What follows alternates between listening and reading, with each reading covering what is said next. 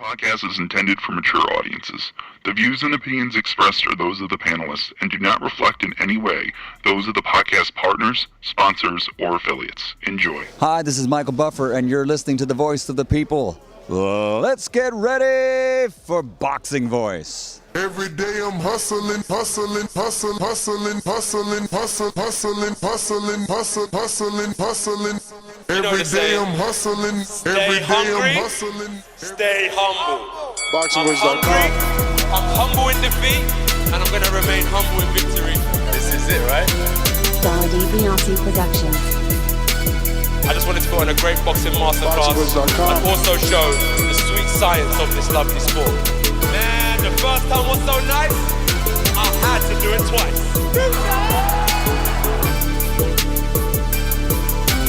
I'm prepared to the best of my capability, and I pray that I get the win. Look at it, like, I love Mike Tyson, how he came into the game on some different kind of vibe. You know what I mean, man? It takes a crazy man to want to fight, you know what I mean, day in, day out. It's a hardcore sport, as you said, no silk shoes. Ain't no other sight in the game to see the boxing boys. Good morning, TBV. Welcome back, ladies and gentlemen, to another glorious Thursday edition where you get a double dose guaranteed from TBV. You get the morning show, and then you'll get the evening show at 7 p.m. Eastern, where we do all our previews and predictions for this weekend's upcoming fights. But this morning, we're solely focusing on the big heavyweight rematch that is Alexander Povetkin versus Dillian Whyte. The rematch. And that rematch is going to be for an interim title that Dillian Whyte lost. But the real reason we're here today is because he feels if he wins, he should be automatically reinstated as the mandatory challenger for the WBC green coveted belt. Fellas, Alexander Lioness, Pout Face, Mario Missing Monguia, what up? Chillin', ready for the fights this weekend. Yo, and the one you left off too, gotta watch the Amanda Serrano today. I think Ring City's been so good, with everything into context, like COVID and everything. And, they've held up their end of the bargain on what they said they wanted to achieve. And, man, so we got that tonight. Statement? I didn't even know. What was their mission statement?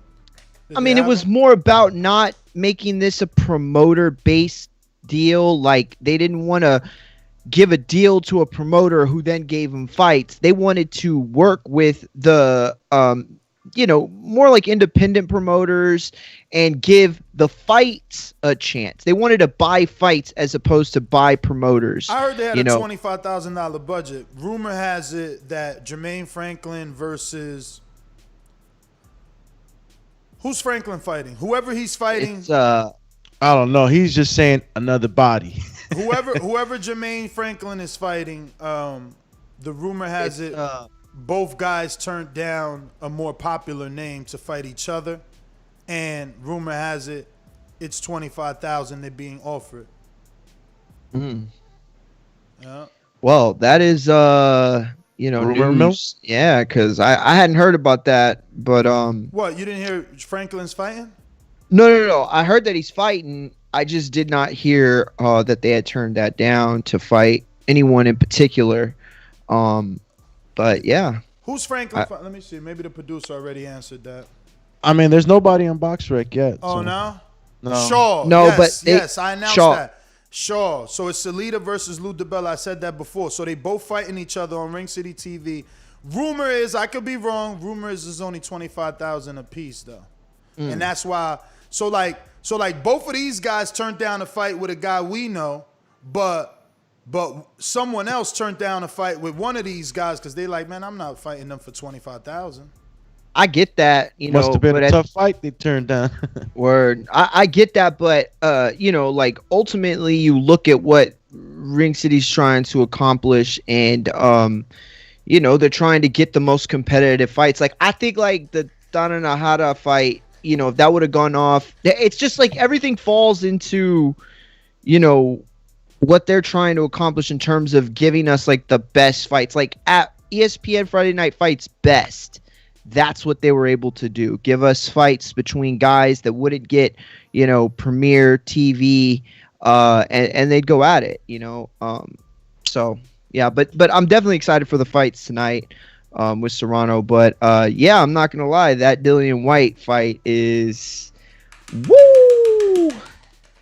Call you Amanda Serrano. Well, that's what we're here for, man. We're here to talk about Dillian Whyte, but more specifically, the fact that he feels not only that if he touches somebody, he bodies them, but also that when he touches Povetkin and bodies him, he wants to be reinstated right back to his, previous position. So let's start there. Forget his situation. Is it fair for someone to get knocked out as the interim champion, have a rematch clause, and gain their status back if they win? Is that fair? Contractually, I can't really talk into what's right and what could happen, but like just off the bat, man, like there's so many people going that route. You got Joyce running that way. Everybody's running for a position to be the next guy, and he waited so long that I know there's many people out there that still feel like he should be the next guy. But I guess it's going to depend to me on how he finishes this fight. I mean, if he's able to do it in devastating fashion, maybe he can make a call for that, and people will respect that. But if this is a fight that goes 12 rounds and it looks rough, and it's not going to look good for him. Man, the guy waited so damn long. I think I would like to see him, Mario, let me ask you a different way. So Dillian Whyte was the intern waiting to fight the champion. He gets knocked out. The current champion also gets knocked out. If Dillian comes back and beats Povetkin, is it truly fair for him to get a direct shot, let's say hypothetically, over the former champion Deontay Wilder, being as though Wilder got knocked out as a champion, not as an interim champion? So who really has the leg up? Like, who's really ranked above who in this particular scenario? Is the man that was knocked out without a championship, worthy of that immediate rematch, or not immediate rematch, but the immediate title shot, or is the champion worthy of the former champion, worthy of an immediate shot at the current champion because of his status? Because, I mean, that's where we are. It's a little messy situation here. Well, I'll put it this way. I think that it's a dangerous precedent to set to allow somebody who, loses his shot, comes back, redeems himself with a rematch, and automatically give that. I think there should be many factors that go into this. However, at this point, in this moment in era in boxing, I think that it is okay. I think that it is, it would be okay for him to regain that status based off the fact that who's fighting? There aren't a lot of fights that have happened in the last year. COVID has kept that from, happening. And for one of the fighters to get in there twice within a calendar year, right? And win one, lose one to a highly ranked fighter in Povetkin, I do think that, he could deserve that status only because what is the rest of the division doing? And I'm not pointing fingers and saying that, guys are being inactive because they want to. This is a really tough spot to be in. The hands are being forced. Situations are dire and desperate in ways that they haven't been in the past. You could point at a fighter and say, well, that guy just doesn't want to fight because he won't get off the couch or refuses to, accept XYZ fight.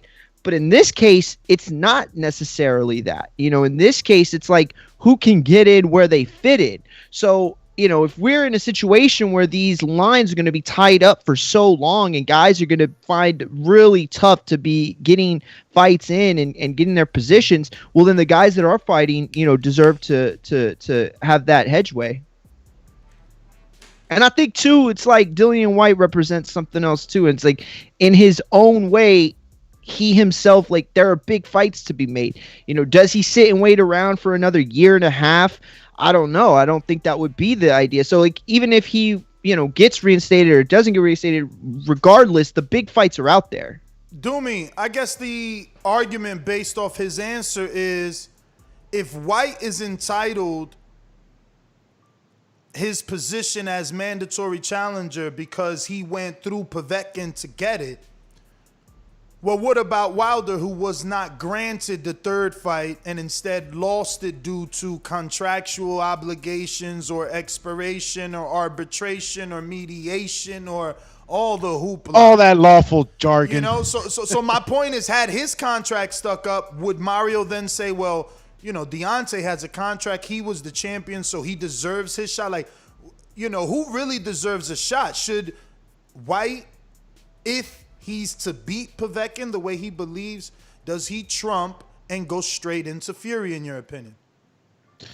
Man, I'm gonna say it again. Like I think that he should get his shot, man. It was all under contract. He got his rematch. If he beats the guy, he should be set back on course. But you know, you talk about Wilder, and it looks so unfair for him. You know, he's the champ. You know, you said it yourself. No, but he's the champ. He lost as a champ, and you know, it's just it goes into contracts, man. Like, you know, what I want doesn't matter. You know what I'm saying? It matters what is still in play, and what's still in play is that rematch with Povetkin, and you know, whether or not he lost his position because he lost the first time around with Povetkin, I'm not aware of, but if he rights his wrongs and he's still within, you know, his contractual agreements with you know, with the WBC or whoever, you know, had him in that position, then put him back on course. Because if not, what's going to happen is that, you know, there's going to be another fight, you know. And does Dillian Whyte really want another fight now after Povetkin? You know, I made my wrongs right now. I beat him if he beats him, and now you know, I'm the next guy. I'm the mandatory. I don't know if it happens that way, depending on how he performs. So there's just a few moving parts in this that don't allow me to say this is right and this is what's going to happen. But there's many opinions on it. Like you just said, you know, Wilder lost as a champ. You know, should he be the next guy to get it? But then again, Wilder's never out here talking, so we don't get to hear too much. And if he has said something, I haven't heard anything about him, you know, being the next guy, or, you know, after Anthony Joshua and Tyson Fury fight it out. So I don't know. It's a little loopy. Yeah, and I'll just add like two little things to that. Like, one, I think you're absolutely right.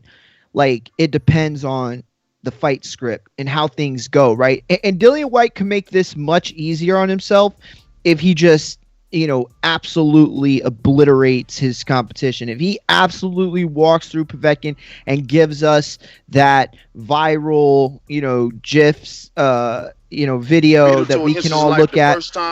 This time I'm in his life. It's one of those things where I feel like he could gain the support in that way, you know, as opposed to, like you said, if this is a nail biter, if this goes down to like a split decision type of thing, you know, I think that the money's there for a third fight possibly with Povetkin, but does he even want that, right? Like, he's been in so many of these positions. The easiest thing, and this is the second point I'll make, the easiest thing in the world would be for them to set a Whyte Wilder type of fight, you know, assuming like whoever Wilder comes back, assuming he wins that fight. That would be the best route for, I think, everybody. That would be the smartest way to handle it, but, you know, will they handle it that way? Probably not. I mean, for you and I, that's the smartest way. For you and I, that's actually the best way. But for Wilder and Whyte, they'd probably be upset at you for even recommending that, right? For Whyte, he's like, man, I've been waiting 2 years. And for Deontay, he's like, man, I had a contract. I gave this guy a shot when he was overweight and down and out. So I don't think either are going to be open to fighting each other for an eliminator to Fury because of those reasons, man. You know, people, especially men, they got them egos. Word. I hear you. I hear you with that. And I get that. I get that they would see it like that. But I think that when you get down to the nuts and bolts of this, it's like each guy wants to prove they're the best on the planet. That's what they're chasing. And regardless of whether they want to admit it or not, beyond the Furies, beyond the AJs, there lies this like crop of heavyweights that somebody's going to have to take care of. Somebody's going to have to say, no, Hrgovic, you're not that guy. No, Usyk, you don't belong in this division. No, Joe Joyce, you're not the rookie sensation. You know, one of them is going to, somebody's going to have to deal with it. I'm going to put you to sleep. It falls on Wilder or White, but ultimately they're out of the Joshua Fury, dance. So it does come down to, one of them. Some of those questions have been answered. I think Joyce made his statement. I think Hrgovic is going to be tested and we'll get the answer in the Hunter fight. I don't think it comes down to one man. Like, this isn't a Klitschko era where he's going to, go ahead and beat everyone or fight everyone in the heavyweight division. There's so many good heavyweights, and it's such a good time to be a heavyweight that there's little good fights everywhere. Like, even on, Ring City, is it called? Like you said. Ring City, Stephen Shaw and Jermaine Franklin is a good fight. That's a good fight. It's a great fight. Then you got, on Dazn, Hrgovic and Hunter should be happening, right? For an IBF eliminator. Now, Saturday, we got Whyte Povetkin. Sometime here in the future, we'll have a combination of, Wilder and Fury, or Fury and AJ, and a rematch of that. So, heavyweight division's definitely moving. Ottawa Wildland just got, another win over Brazil, and he's moving. Who else did we have? We just seen Jerry Forrest put on the performance of his career. So now, the skirt or the curtains have been pulled back on, Jalal J, and we have to see what is the big Jalal gonna do next. I love. You also have division, man. You also have Ajabe and Jared Anderson about to co-headline their own card, essentially. So you're absolutely right. I think you're 100% right. When I seen that a couple of weeks ago, I wondered, are they pitting those guys together? You know how you put two people on the undercard, with the hopes that they fight each other. Sometimes it doesn't work out that way, but I wonder, are they building it, or are they just doing, a heavyweight card?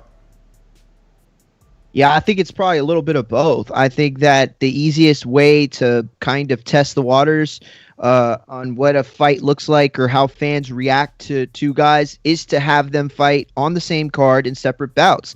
And so, they'll have the data they need. They'll have the metrics in terms of who is watching what. If these guys put up pretty significant ratings together, I think eventually we do see them. And that's the other part of this. It's like, what do you want to do? You want each of these guys to get their own shot. That's going to be pretty tough to pull off, to have each one of these guys get their own shot, down the line, as opposed to what would help grow their stock faster is that one of them beats the other and moves on and earns this kind of legitimacy as the guy who took over the top rank stable of heavyweights or whatever, however you want to kind of sell that. But, it kind of launches that person. And then the other heavyweight, that loses doesn't fall out of, the limelight completely. He gets a chance to redeem himself. Yeah, I mean, look, man, Dillian Whyte, he's still in a fight, man. This could be devastating for him if he loses. I mean, how do you guys feel about that? Because, moving forward, if he wins, all of this can be great talk. If he loses, man, it's devastating, man. It's devastating. And where does he go from there? This is a lot of pressure on Dillian Whyte right now. I think that I seen just a short interview before we came on, and he seemed pretty good. He seemed relaxed, confident. I think this time around he takes care of business. I think he wins, but this is still a real dangerous fight. Povetkin, he could throw any of those shots at any moment. So what happens then? He totally loses everything. Like, Doomy, what about the pink elephant in the room? Does he box? Does he turn into AJ versus Ruiz 2? Does he ensure the win? A win is a win is a win. Let's get this win. Or does he go maximum violence? Because Derek Chisora seems to believe there will be no maximum violence out of Dillian Whyte. Let's just say that this time around he should touch gloves. All right, first of all, he has to keep it humble, and yeah, he's gonna box, Ness. I believe that he's gonna box. He's gonna try to keep Povetkin at the end of the punches, maybe some check hooks on the back foot, followed up by some uppercuts. But yeah, he's gonna be a lot more careful than he was in this first fight. He can't afford to lose. He can't. His game plan gotta be tight, man. And you think he really can't lose? We just seen Wilder. We still clamoring for Wilder to fight Martin. We talking about Wilder and Ruiz on pay-per-view. So it's like, is Whyte really done? Maybe we put too much stock into 2 losses. Like I remember when AJ first lost, I said those things like, oh, if Ruiz beats him twice, this guy's done. But it looks like you aren't done. Like, if you have a fan base, they want to see you fight. I mean, Chisora got how many losses? Rosado has how many losses? Salido had how many losses? Like, Lucas Brown got how many losses? Like, there's so many dudes that we don't care to. How many losses does Areola got? He in a pay-per-view. So, is anyone really done unless they want to be done? I think what the real question is his title run done? You know what I'm saying? Is the title run done? Because that's what he wants. He's even mentioned in the past, he has some fights in mind, his dream fights or his dream trajectory where it leads up to him being a champion. Yeah, man, you're right. Areola, all these names that you just mentioned, guys that have lost plenty, still have a following, and they're still able to push those numbers. And Dillian Whyte doesn't fall short from that, but his dream is to become a champion and be a champion, right? And the WBC was that route. So now that he doesn't have it, if he loses, absolutely, if he loses, which I think he's going to win. But if he loses, man, all that shit dies off. What, he's going to start from the beginning again? That shit's rough, man. Where does he go from there? Because if you think about it, it's like no matter where he goes at this point after a second loss, it doesn't get any easier. All you have is a bunch of young, hungry fighters that are going to get better, more mature, stronger. And then you have these other guys who are ahead of you that are probably already better than you anyway. So it's tough. I'm just saying it could be done. Pedraza showed us that. Absolutely. When you look at a guy like Ray Beltran, we don't normally give credit, but at the end of the day, reference. My man's been a fucking sparring partner for his whole life. We met him as Pacquiao sparring partner, and at the end of the day, he could tell his son and show his son his WBO world title. He became a champion. It's never too late. Shout out to Tevin Farmer. So it doesn't matter. It doesn't matter. Well, Lundy never won a world title, but I wish he would have. That's true. But it doesn't matter. But he still got the opportunities. I think that's really what this is all about. Does Dillian Whyte continue to receive opportunities following a second consecutive loss to Povetkin? And I think he does. I just think he doesn't right away. He's gonna have to earn his spot back. So yeah, and I'm with you, man. He will have to earn it back. But I get Doomy that he'll start from the beginning, or I think his name will allow him to, all right, he loses to Povetkin. You don't think that Dimitri Salita would love to make Audible Violin versus Dylan? This is what I'm saying. Like, just because he lost 2 times back-to-back, people still need his name. Mm-hmm. What you think? Oh, he lost 2 times back-to-back. You think that fucking Eddie won't make the Chisora rematch again? Yeah, he's a name. He's a name. He is a name. Especially in the UK. Those are different questions, though, too. Like, does he receive opportunities in general? Absolutely, 100%. But Mario, does he stay the A side, though? That's the question. Bruh, Chisora was the A side, and fucking and nothing. My man from New Orleans can say shit about it. Remember? Good question. Yeah, good point. That is a very good point. Dog, heavyweight, and you a draw. Dylan's been doing pay-per-view, and hate it or love it, the dude brings excitement, whether he's getting knocked out or knocking somebody out. But Coach Myers with a super chat. We got a few others, so I'm going to take it from the top. Want to say good morning to everybody for joining us. Don't forget to hit that thumbs up button. I know a lot of you guys forget. And don't forget to tell a friend to subscribe to the YouTube channel. We on a hunt for 119,000. We really want to get to 120 before my birthday. May 31st, Gemini season. Let's go. 118,154 is where we're at. So about 45 more, we could get to 118,200, or you could just take us straight to 120,000. But it looks like we got Bradron in the build-on. What's going on? In the build-on. Shit.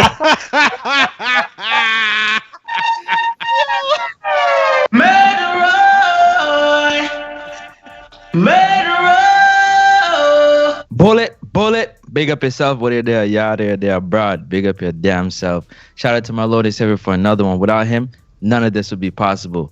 Mario, Alex, Ness, what's going on, my brothers? Glad to in the build on. Build on. You seen that? My favorite Canadian.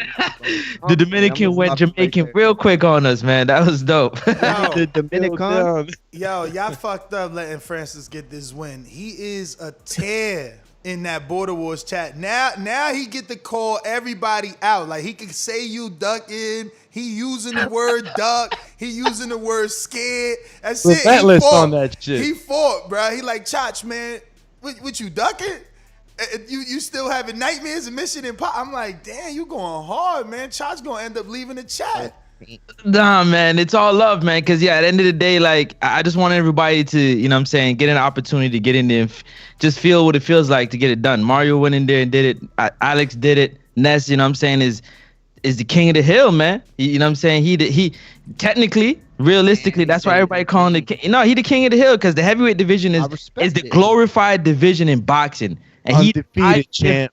4-0. He the king of the hill. Like, you know what I'm saying? I thought it was 5-0. It's 4-0? It's 4-0. Nah, it's 4. Oh. But Smoke him out, Jay ain't make it to the date. Oh, all right. I thought it was 5-0. But we got some super chat. Show Kid, Mario's worst nightmare, and 1-0, ranked in the IBO in our Border Wars series. Helen from Connecticut says. Oh, you got Let me ask you a question, fellas, real quick. Go ahead. If I told you that you can fight on the network that's live streamed in front of 400 or 500 people, would you call me a friend or would you call me a hater? A friend. You trying to get me exposure. I mean, I would say it was. That's what it sounds like to me. So anybody saying that I want you to fight on this June 12th card, I'm a hater. You a hater, because that's 400 or 500 people that get to see you put on a performance. You know what I'm saying? And it's live stream. Come on, man. Yeah, but we got Show Kid who says he does not deserve a title shot. No, he does not deserve a shot at the title right after Wilder. Dillian knows he's not next. That's why he's putting it out there. WBC will do WBC things. Laugh out loud. Coach Myers in Connecticut says, being with Eddie, he will keep him in contention. Exactly. You are sitting in your mum's spare rooms, just tickling your bollocks. That's a fact. I agree. Shout I agree out with to that. Danny Ramirez, the Oracle, who says Ruiz versus Luis Ortiz in September. Fire emoji, fire emoji, fire, fire, fire. I do like that fight. I said it yesterday. That would be That's a hell of a fight. That's the natural next PBC fight for Ortiz. I mean, for Ruiz, because that is like, yo, Wilder fought him. This is what I could do against him. It's beautiful. It's a beautiful idea if they could get it done. Lewis again gets another motherfucking shot, but at least it's not Wilder giving him a shot. At least we get to see another top 5, top 10 heavyweight fight Lewis rather than just Wilder or the lower level, heavyweight. So things been quiet on that side of Luis Ortiz. I haven't heard anything, man. I'm about to get emotional, man. I'm about to get emotional. You're about to get emotional. Emotional. Other than Wilder is giving Ortiz an opportunity. Oh my God, we gotta celebrate, man. We gotta clap some hands. Nah, Wilder not giving him an opportunity. What are you talking about? He gave him 2 opportunities. No, I'm saying somebody else other than Wilder is gonna give Ortiz an opportunity. Oh, okay. My bad. I didn't hear. I heard you wrong. My apologies. That makes you emotional because.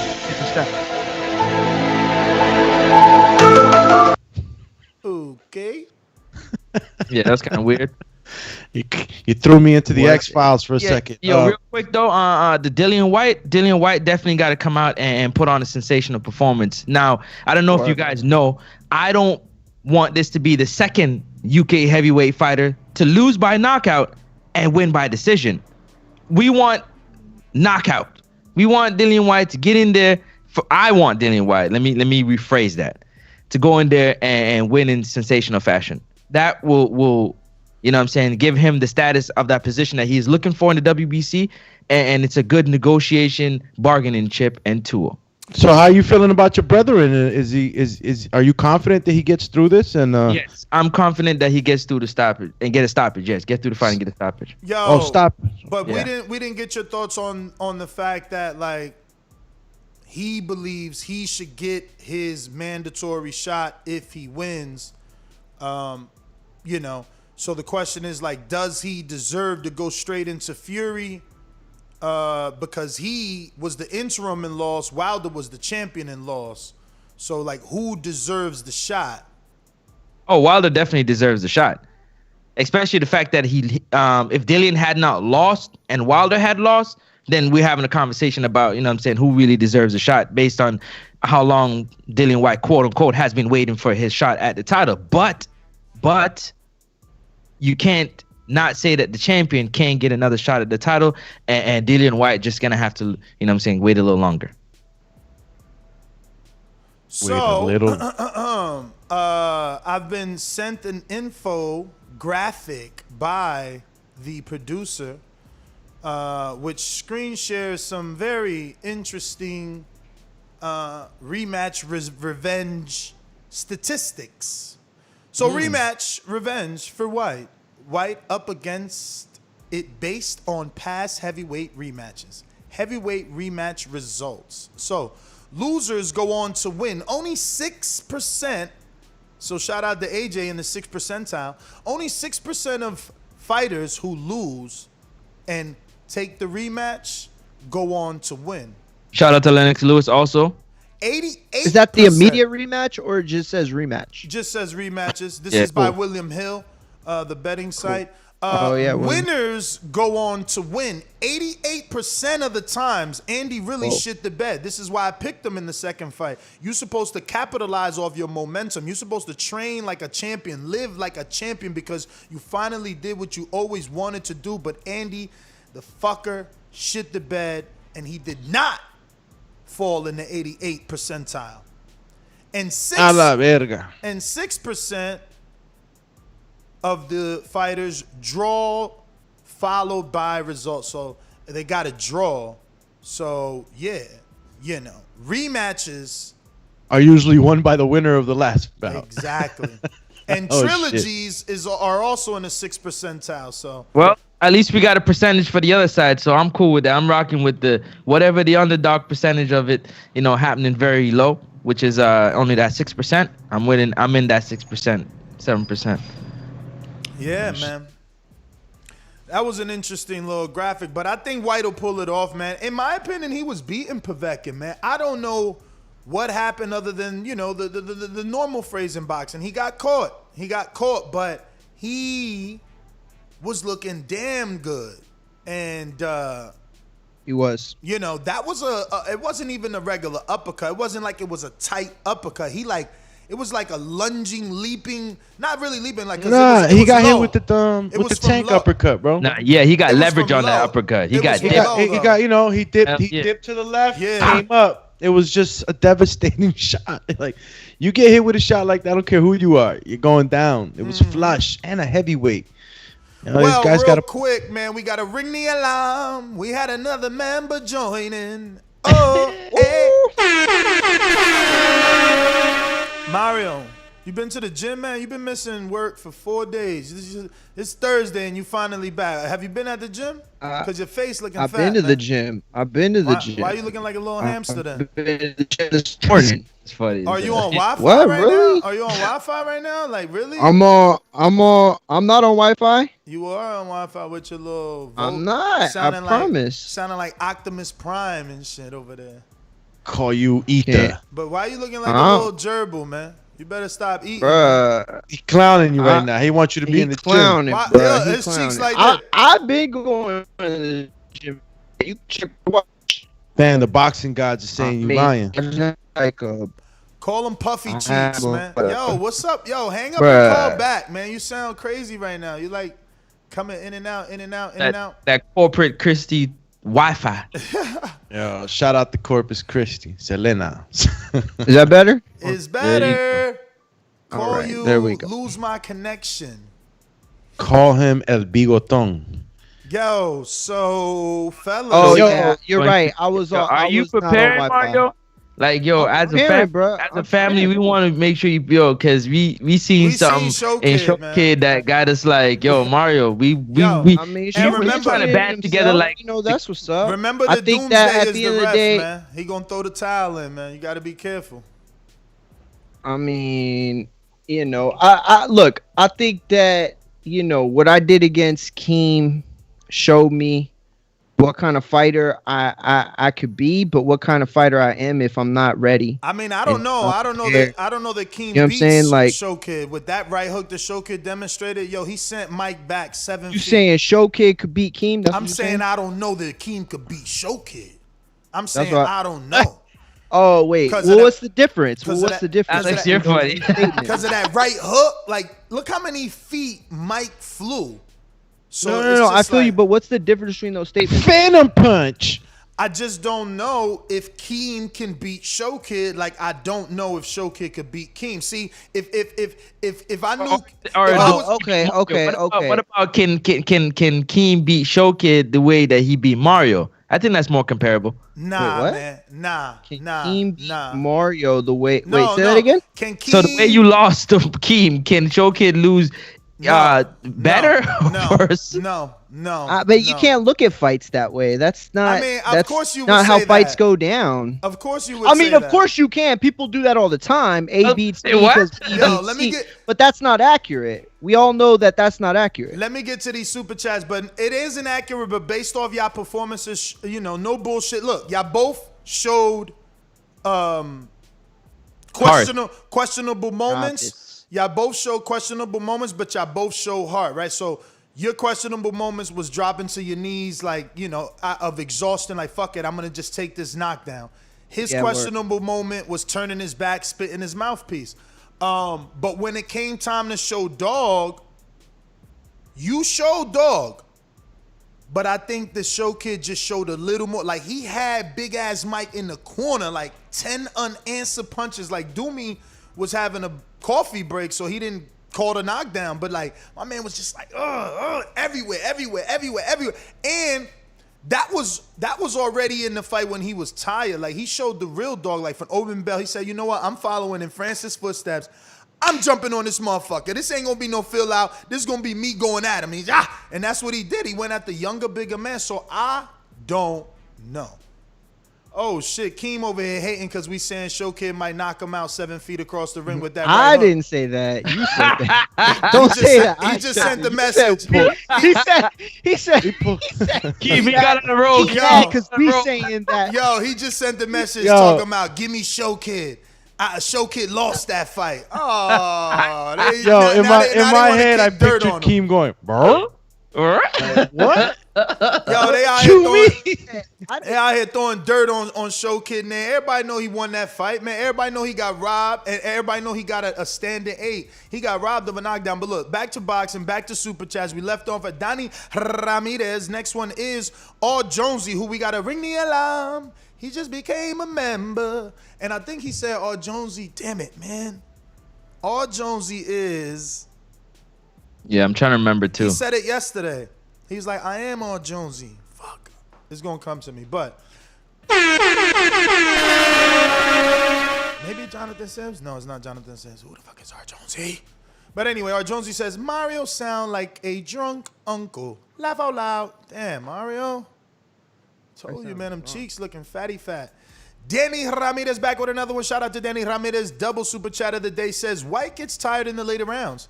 He would be most vulnerable in the later rounds. Povetkin only gets stronger. Povetkin KO in mid to late rounds. Yo, let's pull up the odds on that. Hold on. He capping. Danny, you capping. Oh, Jamaican defense. I'm calling you on your cap. Because if you look at the fight that Michael Hunter had against Povetkin, you would say something differently.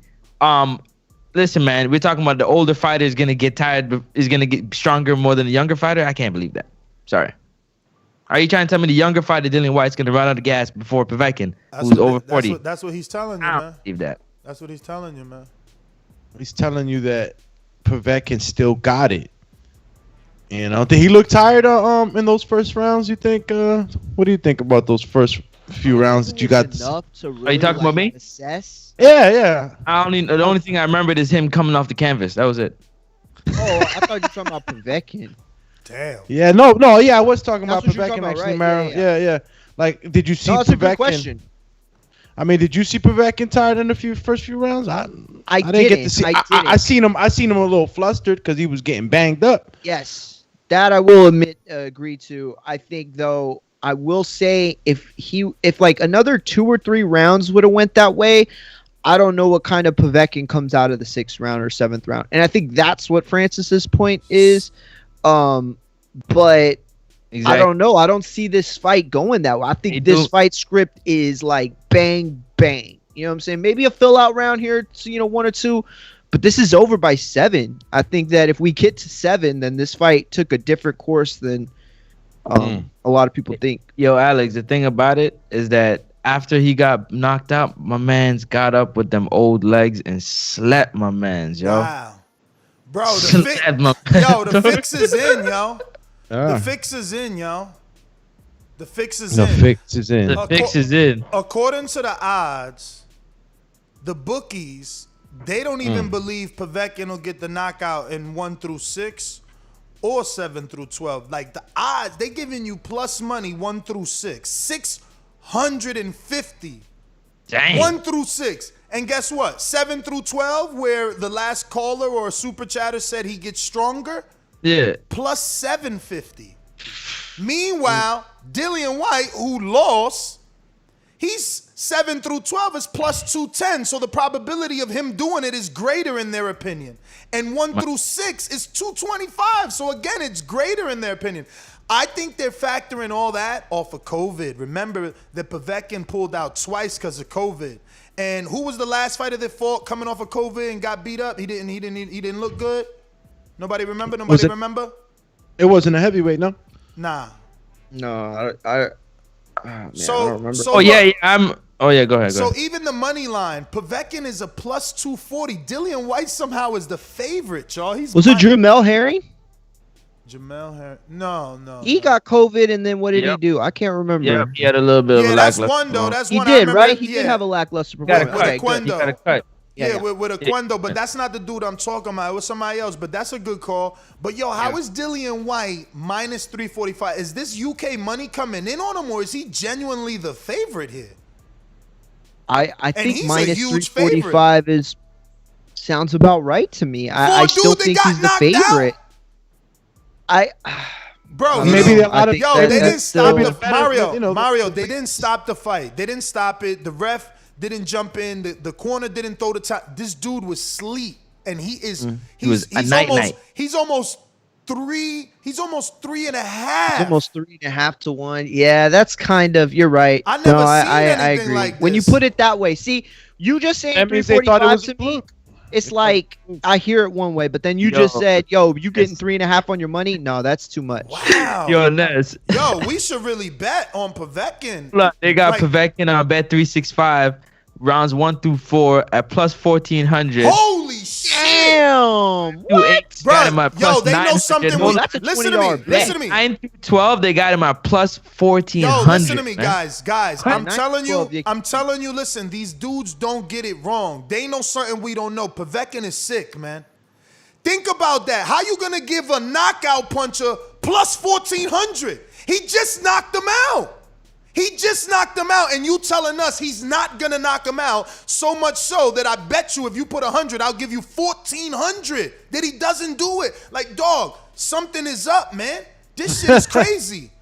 Bro, so $50. It can't. I mean, I like it that we could go ahead and start picking this apart to see if maybe something's wrong. But can it just be that, that they thought that it was a fluke? The first time around was a fluke. Bro, that's Alex, bigger than fluke though. That's 1400. You talking about $100 makes you 1400, and he is a puncher. He knocked out Duopa. He knocked everybody out. This is fucking crazy. I've never seen that. Like, I mean, I don't know. This is crazy.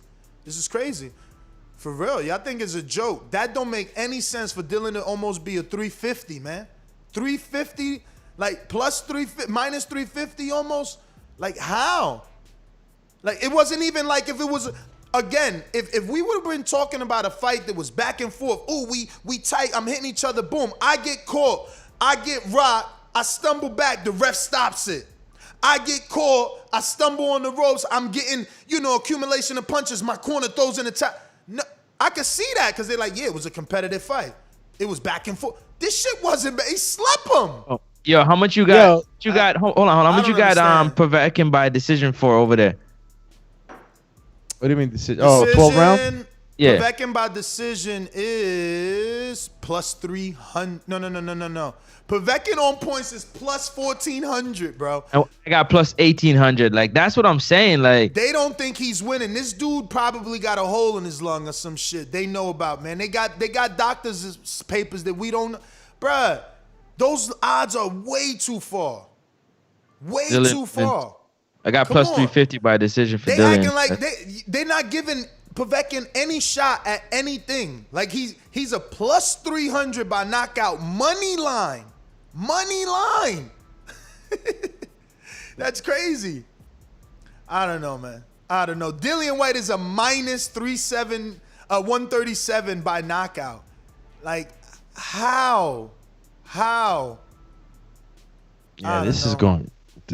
I'm looking at the fight props. I get why you guys are going crazy. I was looking at only at the money. I love Showkids Super Chat. He said, I'm gonna knock Mario and Keem right back into a rematch. Damn. So when he beats Mario, he gonna beat Keem, and they gonna end up fighting each other to see where they at.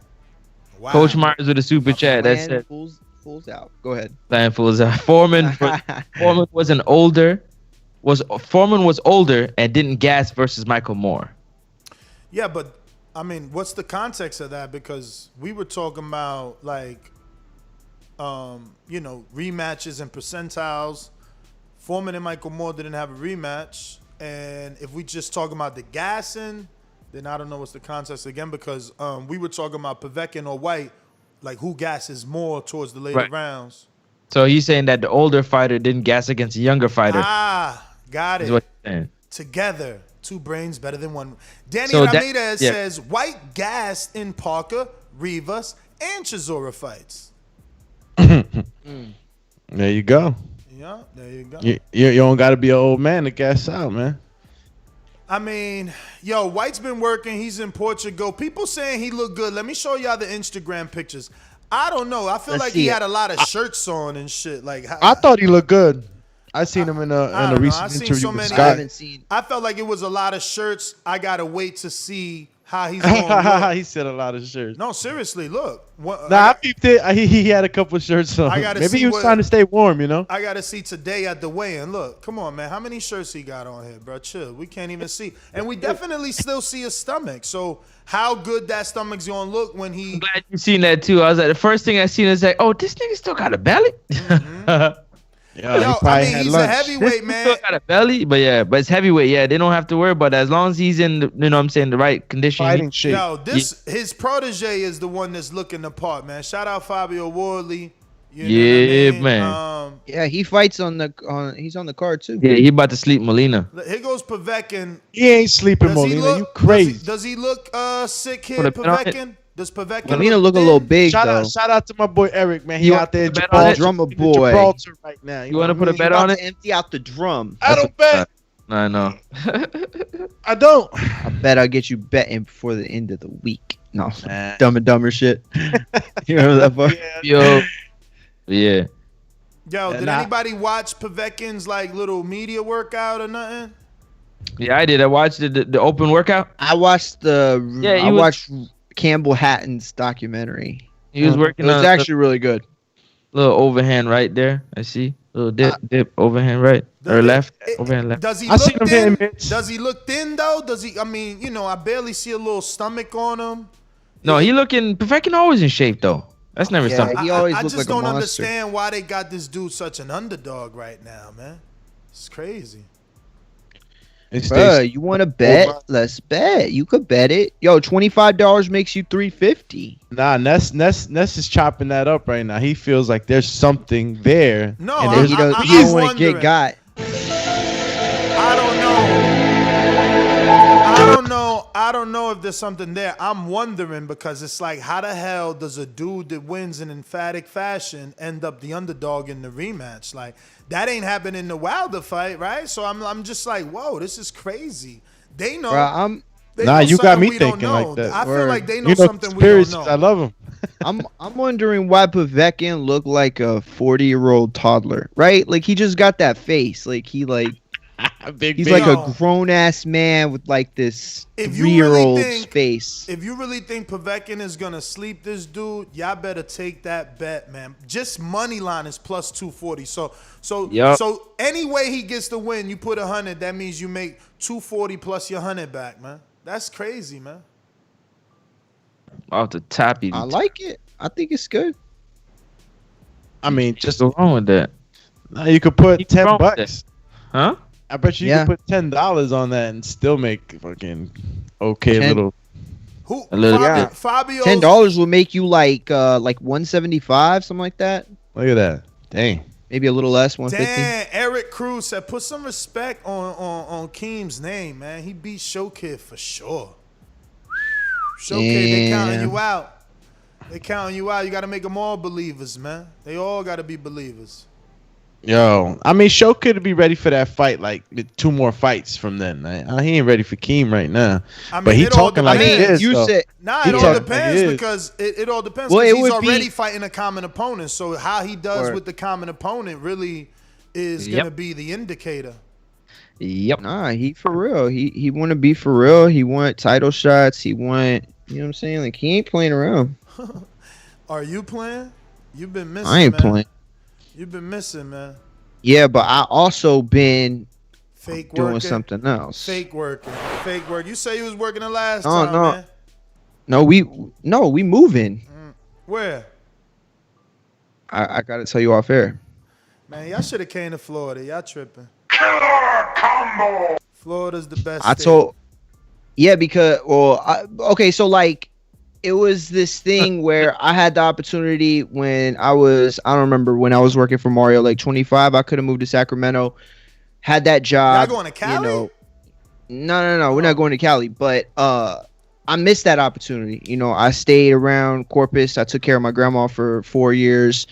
And so now I got another opportunity, and with the good fortune that has come my way the last couple months, we out this bitch. We out it. We can't stay in Texas no more. I just hope you move into a friendlier airport. Mario's the only he's the only dude that lives in a state. He's got to take like he got mad too. A flight to another airport. He asked me to send my flight. He was like, "Bro, what the fuck?" Bro, my man's flight. You got to take 2 flights? Bro, I could go to San Antonio. Bro, how you got to take a flight to the airport? His flight always costs me at least 100 to 150 more than everyone else's flight. Bro, that's cheap. Usually it's like 200 or 300 more. Nah, I ain't. Well, I don't know. No? You buying business class or some shit. But I'm always like, damn, man, yo, why this dude always got like? I've never been able to look for a flight for Mario without a connecting flight. It's crazy. You got to get out that airport, man. That airport sucks, man. That shit probably ain't even an airport. That was the airport for Aaliyah and shit. Little crop duster airports and shit. Little 2-engine Cessna airports. But yeah, man, we got some super chats in. It looks like Ken Stone, not from Haiti, says, read my super chat. White still has flashbacks of being a Pez dispenser. He will overcommit to defending the uppercut and will be open to body shots and overhand right hands. That's interesting. But again, the betting odds don't believe that. The betting odds just don't believe that. I think it goes back to what you're saying. Like, what do they know that we don't know? And that's what I'm afraid of.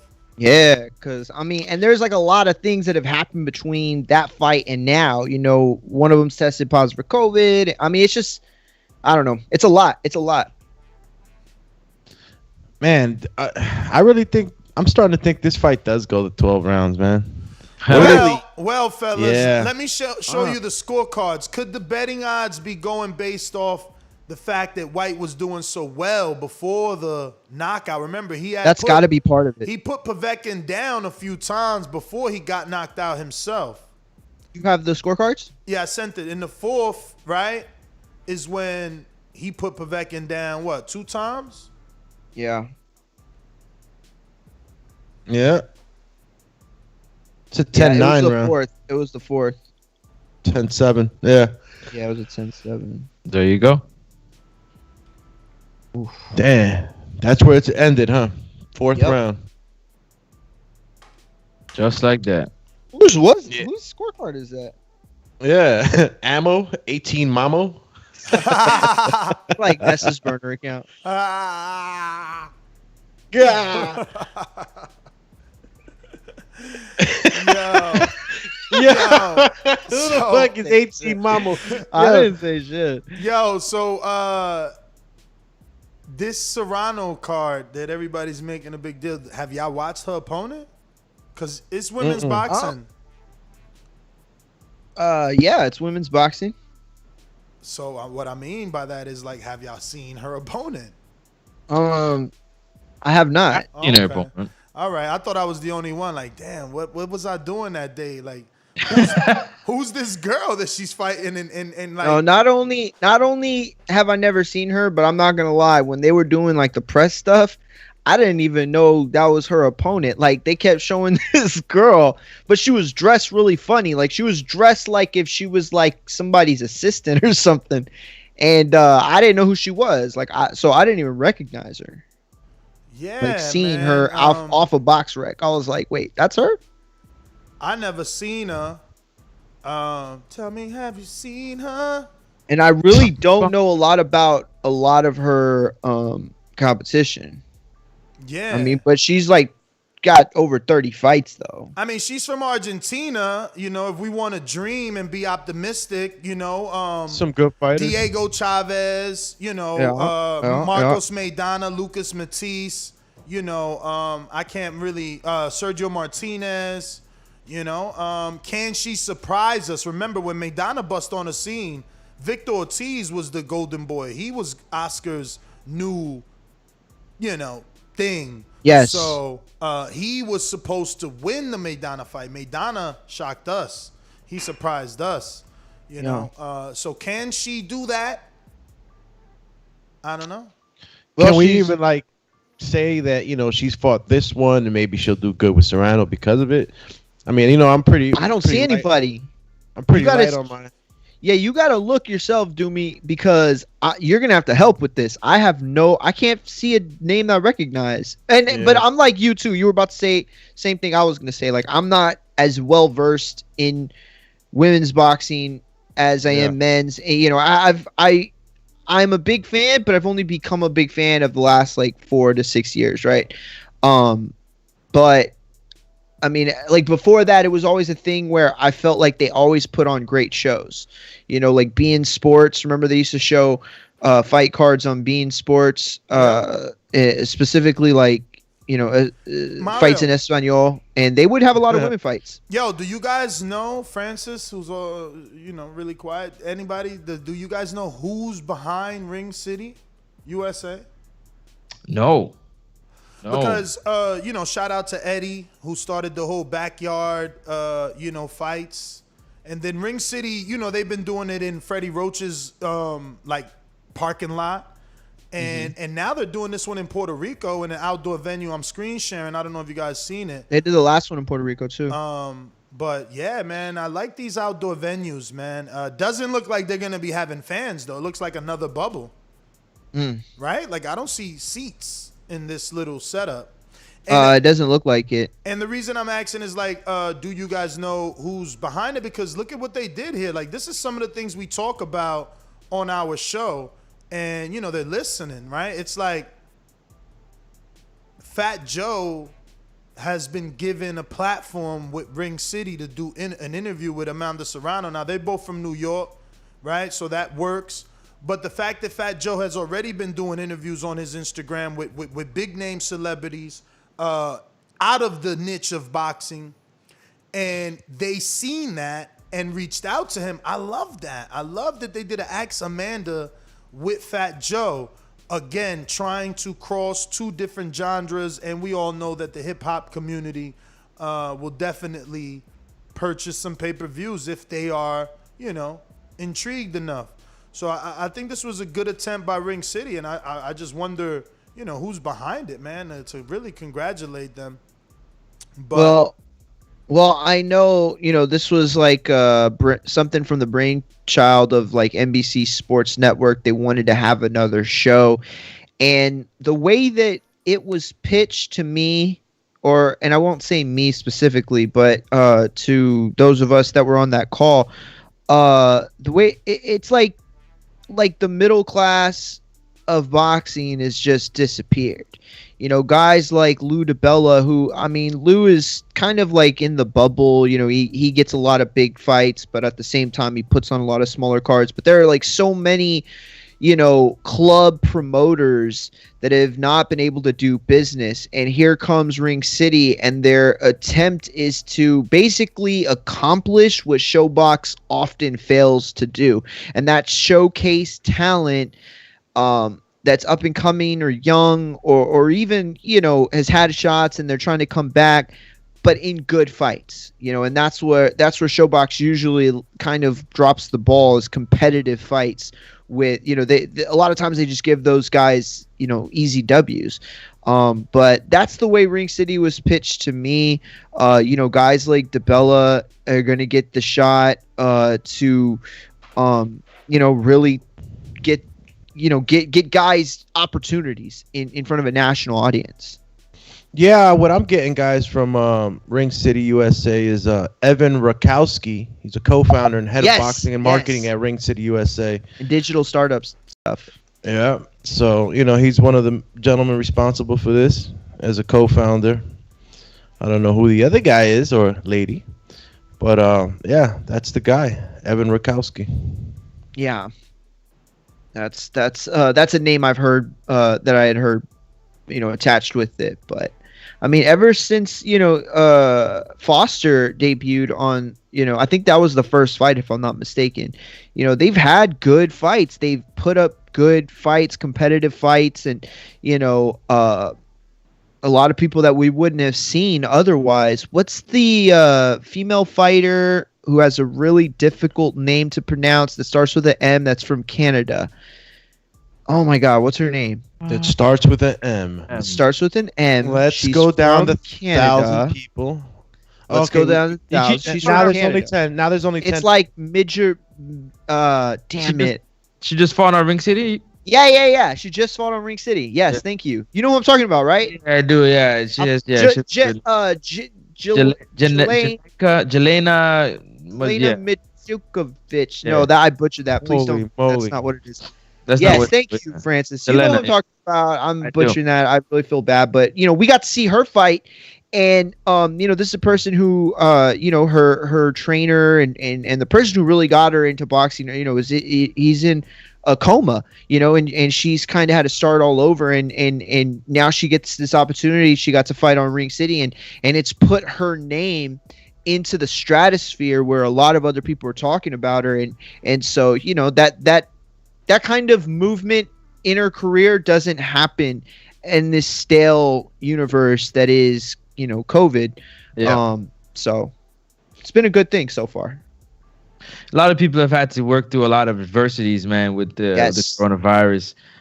Some have come out on top, some have faltered, you know what I mean, and have taken, the blame that comes with faltering. But it's been a rough one, but, it seems like there's light at the end of the tunnel. We'll be getting, I guess Canelo is holding the torch, leading the way for the light at the end of the tunnel, because he's sold 20,000 in one day.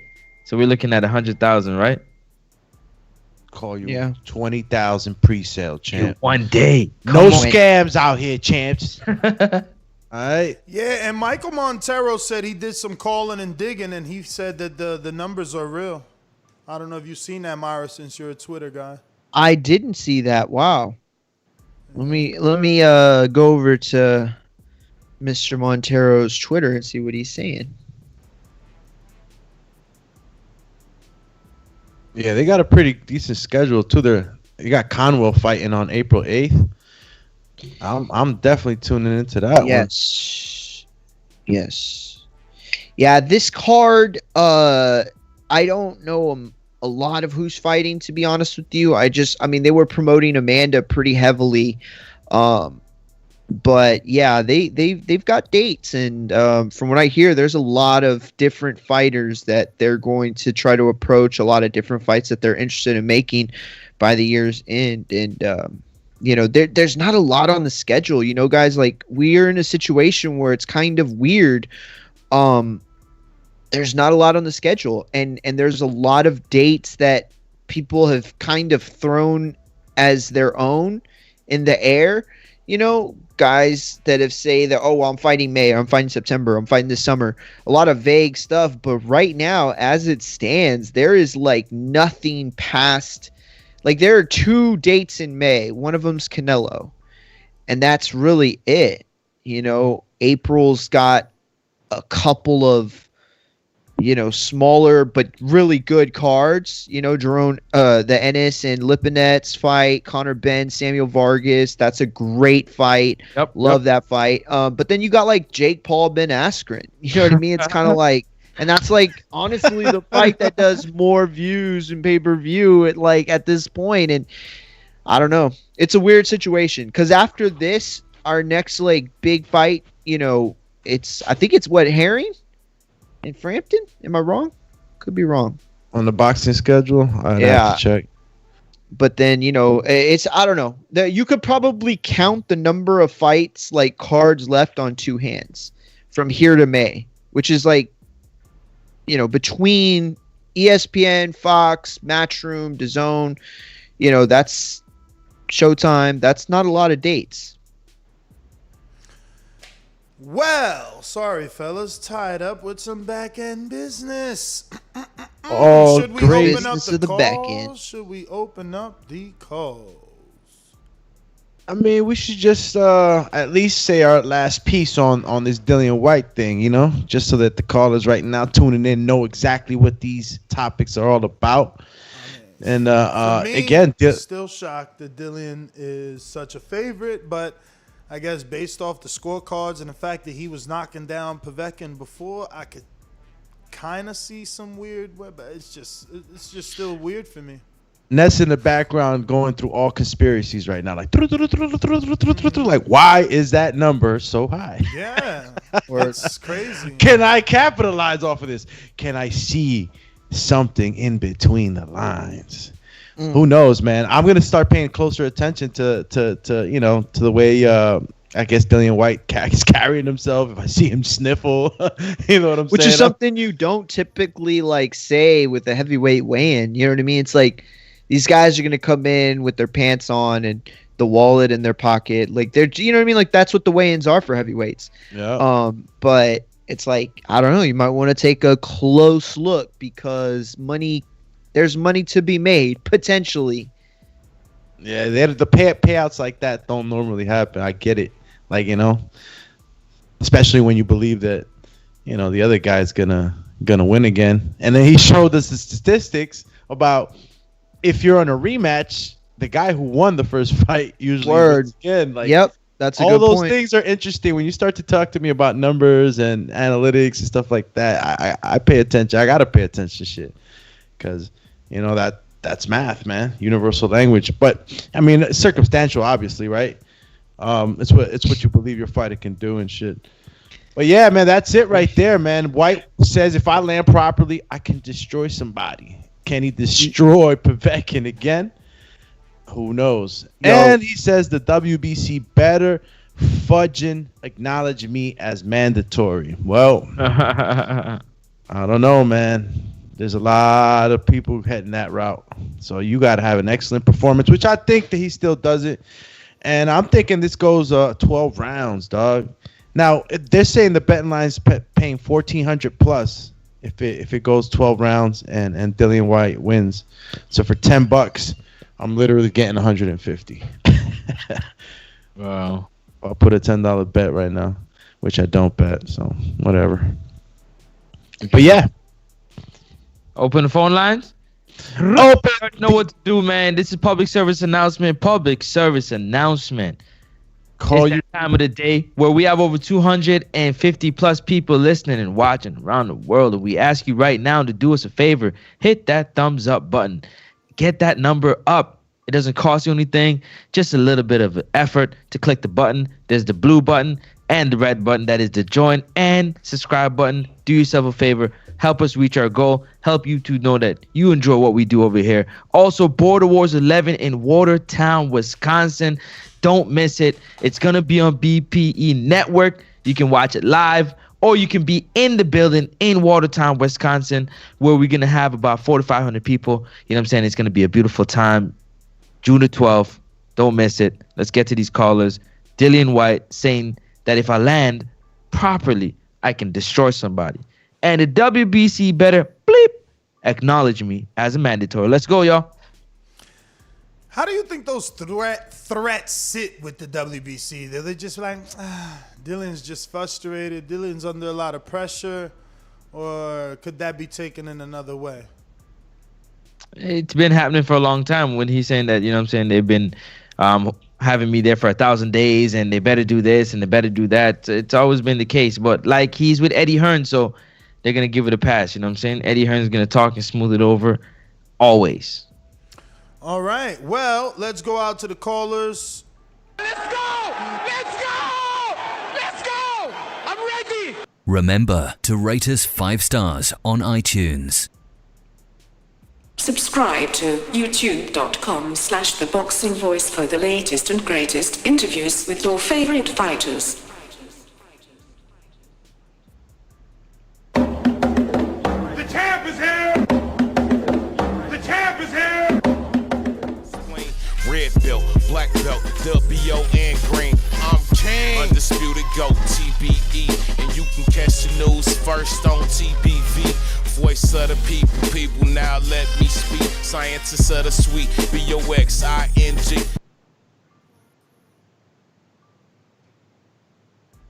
Stainless. Hello. Hello? We hear you. We hear you. Oh, I'm sorry. I had to take my headset off for a minute. What's going on Skype? I added you back. I was kicked out the group by the militia. That don't make no sense. I'm sorry. I was trying to get the update. I was off the show yesterday, so I was trying to get an update. That fight still happening with the negative, you know, with the Bill Haney, Devin Haney in the corner. Nah, they ain't bring no money, Damn, man. That sound like a ball drop, man. Like I said, it sounds like a lot of us who was willing to get behind that, and that's good publicity for the show. I mean, Bill Haney, you know what I'm saying, Haney camp over there with CYP, you know what I'm saying, that got to be great publicity. Plus you, I mean, that's boxing voice shit on top of it, you know. But, man, I don't even, what's the topic, the Whyte Povetkin? Yeah, like, man. Whyte says he can still knock him out. And then you screw that thing on top of it. The cap, then the screen, then the stilton, and then that top, then the screw the top part of it. Sorry, I was talking to one of my staff members. Oh, good. Whyte, he got the Povetkin fight, man. Off, yeah, I mean, it's a back and forth, you know what I'm saying, I can see happening, but if Whyte gasses out before Povetkin does, then, I mean, we could see a repeat of the last fight. I mean, Povetkin kind of gassed out too, but it's usually a little later, like between the 8th and 10th round, getting into the championship round. Like Whyte, he'll gas out like in the 5th or 6th round. You know what I'm saying? Like somewhere after that. So he said the WBC better fudge and acknowledge me as the mandatory. You think he still got that mandatory position on lock if he gets past Povetkin?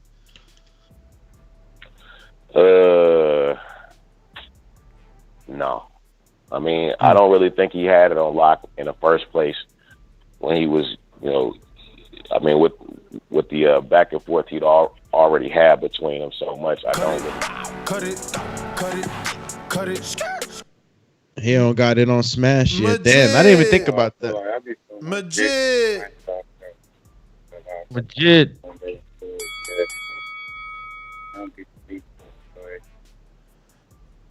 New Jersey. Just like the king is what I mean. The king is what I mean. Yo, hear you. Yo. Chill. So listen, let's get right to it, man. A shout out to the IBO rep and the IBO champ, Francis. What's good, champ? What's happening? I want to say, I think a lot of people are overlooking something, and it's not the same magnitude because the belts ain't involved. But remember, Lennox Lewis was on his way somewhere. He ran into Hakeem Rahman, right? And he had to run it back with Rahman, and then he carried on about his business.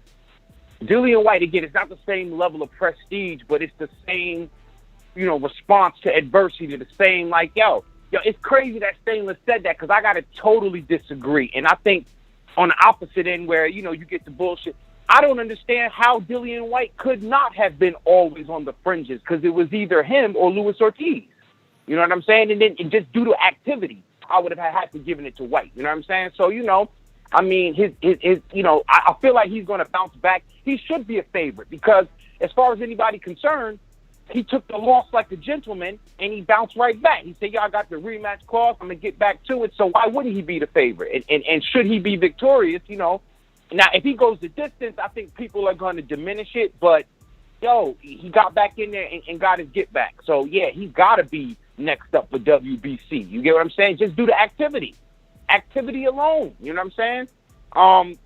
In that Povetkin, I don't want to even bring the guy's name, but Povetkin had a fight with another guy, but it didn't go through. So, yeah, like if the other guy's not going to go and fight Povetkin, then it's got to be Whyte versus this other guy. I don't want to say the other guy's name. I don't want to start that shit. No, I feel you. No, that's smart. But I will say this. I absolutely agree. And not only do I agree, I think that was the point I was trying to make at the very beginning of the show. Now, whether I failed to do that, that's on me. But we'll say it's on Mean's point right now. Mean's point is very clear. It is sheer activity. This has nothing to do with politics as much as it does with the situation that we're in. Nobody's blaming anybody else, but if there's only certain fighters fighting and one of them is winning, and if that win is at the magnitude that it could be, you kind of answer your own questions there. Yep. Definitely do. All right, we're going to Brandon, Cincinnati. Hey, whole nother time zone. Jumped up from back with our mind on. Can't play when you here, get your life stole. If you bring it here, then the price grow. Phone jabbing and punching the line long. I drop a pigeon, let 9 go. We slap with the fake glass and white go. This only happens in Ohio. Top of the morning, gentlemen. Can y'all hear me? What's going on? We hear you. Yeah, what's up, man? Hey, I think Povetkin, even though it doesn't matter now, I always thought Povetkin was a better fighter than Whyte. I just thought he might have been a little old and past his prime. So my mind is telling me Povetkin's gonna win, but I got a soft spot for Jamaicans, because of my lady, my kids, her family and shit, they Jamaicans. So I'm rooting for Dillian Whyte. Shout out to my Jamaican brethren. I'm a root for Whyte. As far as it should be mandatory again, I don't think so. Like you guys said, Wilder was champ.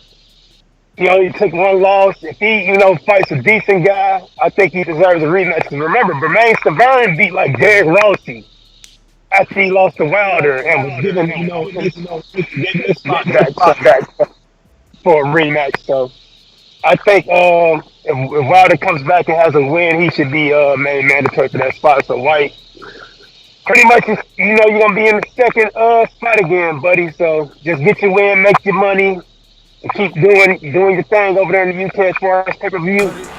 Cut it. So you hating? I'm that guy. What you want to bet on? Bet 100,000 on that. Let's bet $1 million. You getting that money, right? Easy. Let's bet $1 million easy. And I for the bread. When I him, y'all gonna say he was too weak on my life. Okay, bow down, bitches. I'm about to handle business. I'ma teach you all a lesson. This'll only take a minute. Got a part in all this passion in my blood. Niggas hating just because. Think about it. Everybody love Bud. J Mac, where you at? Where you at? All these niggas hating on me. Shit is whack. Shit is whack. So efficient with it. Don't check the stats. Hey, I'm out here trying to get it. Next, I only got a minute. Get ready for the Mac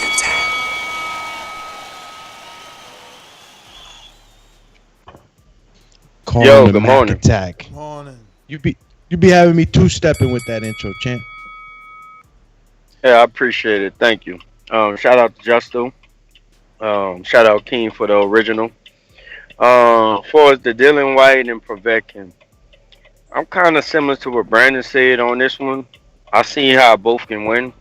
I would probably lean towards Dillian Whyte. I think he was doing a pretty decent job until he got slept. I mean, this is a good level to test what Dillian Whyte is. I don't think Dillian Whyte is one of the top heavyweights. I think he go be the Danny Garcia at 147 who always falls short, but not in the competitive fights though. For him deserving a mandatory spot. I don't know why. Amin was scared to say Wilder name from what I got, and Mario saying due to activity, he should be skipped over, and he just lost one fight, and he wasn't at the top of the heavyweight division for the last 3-4 years, and he's still a big name in the sport. Nah. If Wilder's definitely, if he should be next and be the mandatory and be able to redeem himself, especially after everything went down with the third fight, and the third fight is supposed to be going down. I am a fan of that on that fight going down with AJ. Cut it. Yeah, I'll make it clear too. Like, I think what I'm not gonna speak for Amin, but the point that I got from Amin was not about anyone else. It wasn't to say White deserves this over X such and such name because of this reason. It was only to say that if White gets this opportunity and they do make him the mandatory, they do give him his position back, it'll be based off the fact that he's fighting and that he's the only one that seems to be able to fight right now. And again, that's not like to shoot any shots at anybody else at all. It's just more about, it's just looking at the facts. But I don't think that, I'm not saying, and Amin never said that he deserves a shot more than anyone else. But he just made the case. You're saying if it were up to you, give the shot to the fighter that's actually being active. I'm saying that makes sense. If it were up to me, I would make White and Wilder fight each other, and then they fight the winner of Joshua Fury. If it were up to me. Coach Myers. Stupendous. Connecticut. Coach Myers.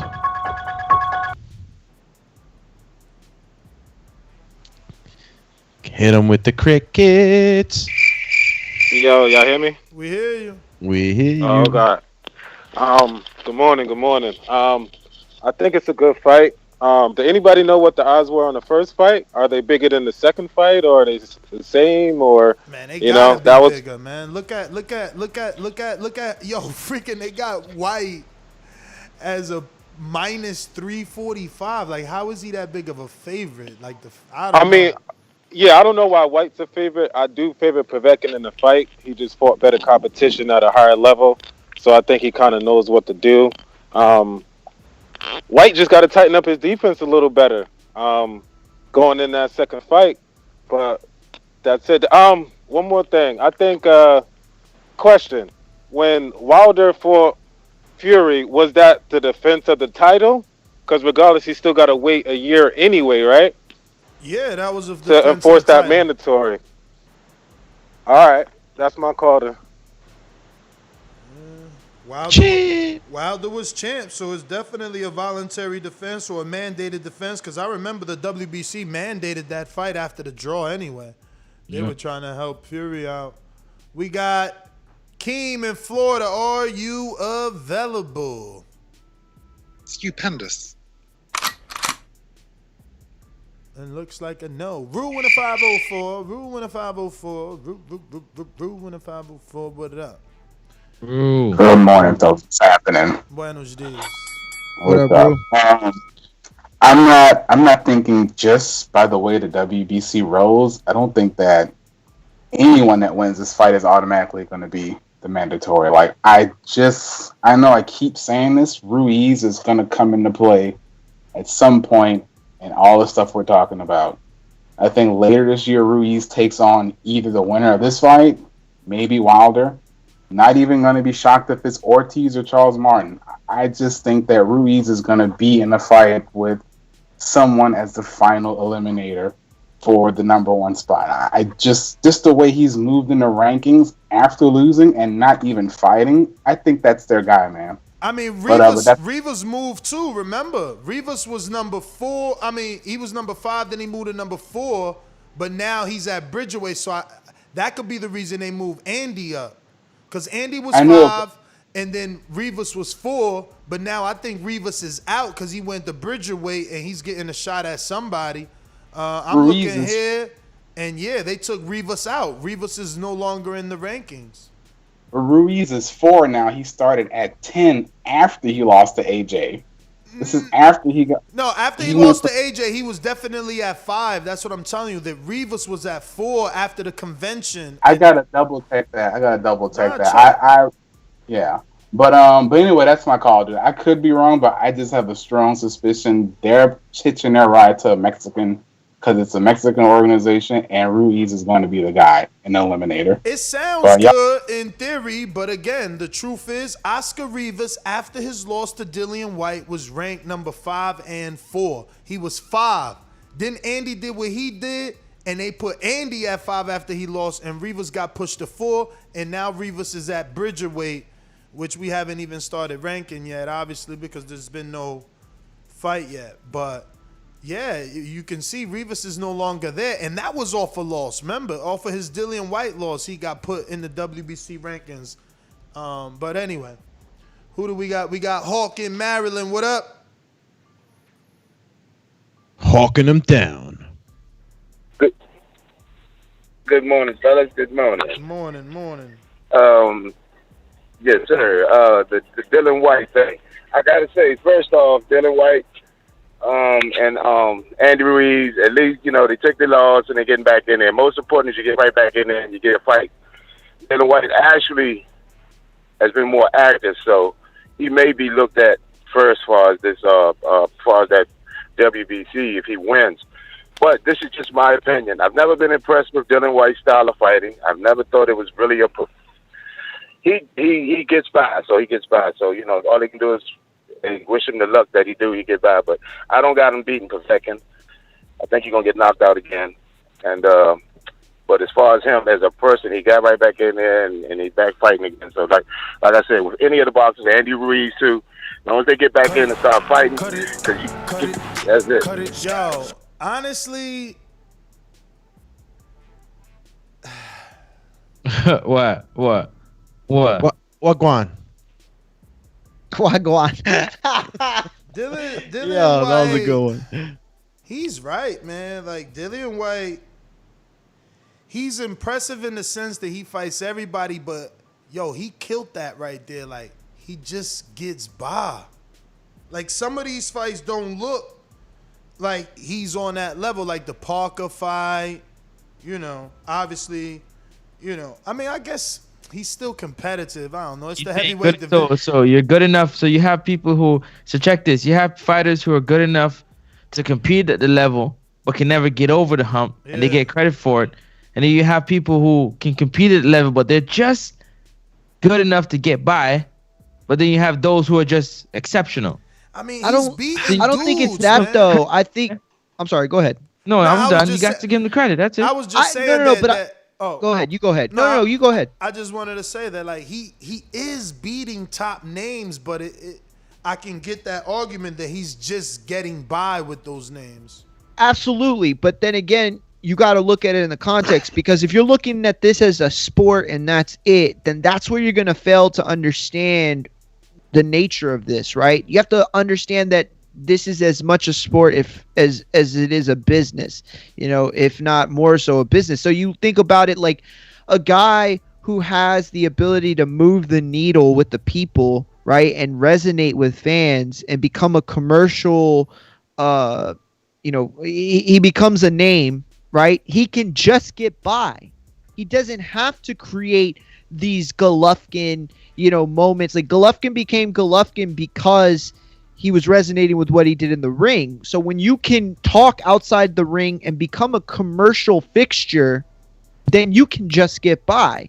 And people still put you on that pedestal. People still hold you to a certain, but it's harder for like other guys like a Michael Hunter who can do the things in the ring, but aren't given the, the credit. You see where this sport and its, allegiances lie sometimes, and why certain guys get further than others. I wonder, did Dillian just sway the line? Like, did a lot of money come in on him late? Like, I'm still shocked by this fucking betting. Yeah, line. but you don't know what it was before today, correct? No. Okay, so yeah, I don't know, but usually that's what happens. But I will say usually that happens a little later. It's usually like the night before, the morning before, or the morning of that you'll see the line start to do whatever it's going to do, in the final moments, and it doesn't really move from there. So I don't know. Right. I mean, this could get further, believe it or not. This could get worse. It could get closer, but it could get worse too. I know if you believe in Povetkin, y'all better lock that money in right now.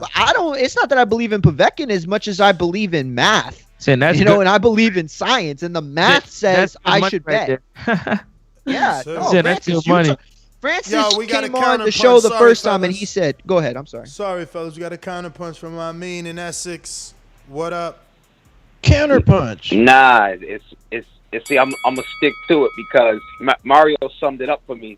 But I just want to clear up.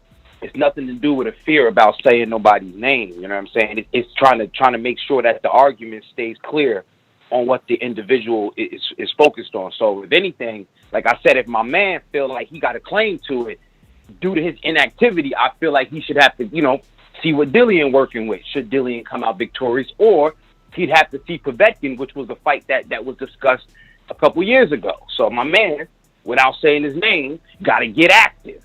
He got to get active. That's how I took it. When you said that, and I'm not even gonna like have this conversation with Amin like this. I'm just gonna say in general, that's how I took it. Like, I didn't feel the need to turn this into a pissing contest and I'm not saying anybody else did. I'm just saying, like, if we were to start to make this conversation a different way and say certain things, like, it's going to turn different, and instead of focusing on exactly what the point Amin said, the point Amin made is very clear and simple. Let's pretend we're talking about a different division. The people that fight, the guys that are being active, will not deserve or not should or anything. They will get treatment that those that are inactive won't get. It's just as simple as that, and I'm not trying to relate it to any one fighter or any one case. All I'm simply saying is resonating with or reiterating what Amin said. It's all about activity. That's what the argument is. It's not even an argument, it's just a fact. All right, we're going out to Mitty. Are you available? I am the unified. Yo, Mitty, you seen Francis hating on you being on the Border Wars poster? I am the unified heavyweight champion of the world. I know you're booing me because I whipped the fighter's ass, but that's boxing. On this side of the pond, we're serious. Do you know what I mean? UK Great Britain boxing is on the map. My God, I feel terrible. I feel terrible that I'm living in Euro Gen 3. Yo, TBV. Yo. What's up? What happened? What happened to the poster? Like, where's my money in this? Like, you're supposed to pay me like my money for putting my picture on there, man. See, now you You heard? Yeah, you use my image, champ. Do me. Play the soundbite. Yo, which one? he's not on the same I wavelength. always mess this one up. That's why we need to be in studio, man. Don't ask me that question. Don't ask me that question. I hit him with it like 4 times. Yo, I know, I heard it. Hey, but for real though, I've joined the call maybe like 10 minutes ago or whatever, right? So I was working, but I'm happy that we're talking about Dillian, man, and man, I'm excited for that. Not just for Dillian, but obviously Chris Congo, and also Yusef Kumari. So big night on Saturday, man. I hope these boys do the business. Well, I'm sure they'll do the business, so I don't even have to say that. I hope they do the business. Coach, let me ask you some questions because obviously you know Xavier. Yeah. Why do you think Dillian is such a favorite if he lost and the way Think that he about lost? it. Like, think about it. Like, before going into the fight, it was already a favorite, right? Like the first fight. Now I understand what you're saying, the way that he lost, but actually I believe that is the way that he lost that makes people still believe that Dillian is a favorite, because he was dominating all the way before he got surprised. So many people like myself believe that if Dillian, is a little bit more careful, it will still be the same, like the same kind of like dynamics of the fight, right? So without him getting caught, obviously. And I don't believe that Povetkin has enough in his game just like to quicken his feet and close the distance. If Dillian wants to keep it at the end of his jab and at the end of his punches for 8-9 rounds, that can happen. And the longer the fight goes, like the worse it's gonna get for Povetkin. If he doesn't get caught early, I think Dillian stops him late. And be cautious. Do what you were doing early on in the fight. Use your jab. Keep it long. And then second half of the fight, we've already seen after 4 rounds, Povetkin was spent, right? Until he found that beautiful shot, man.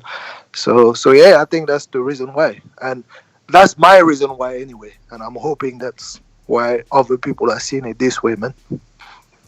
Well, all right, Coach. Thanks for calling in. Looks like we got a new caller in Ohio or an old caller with a new number. Ohio, who's this?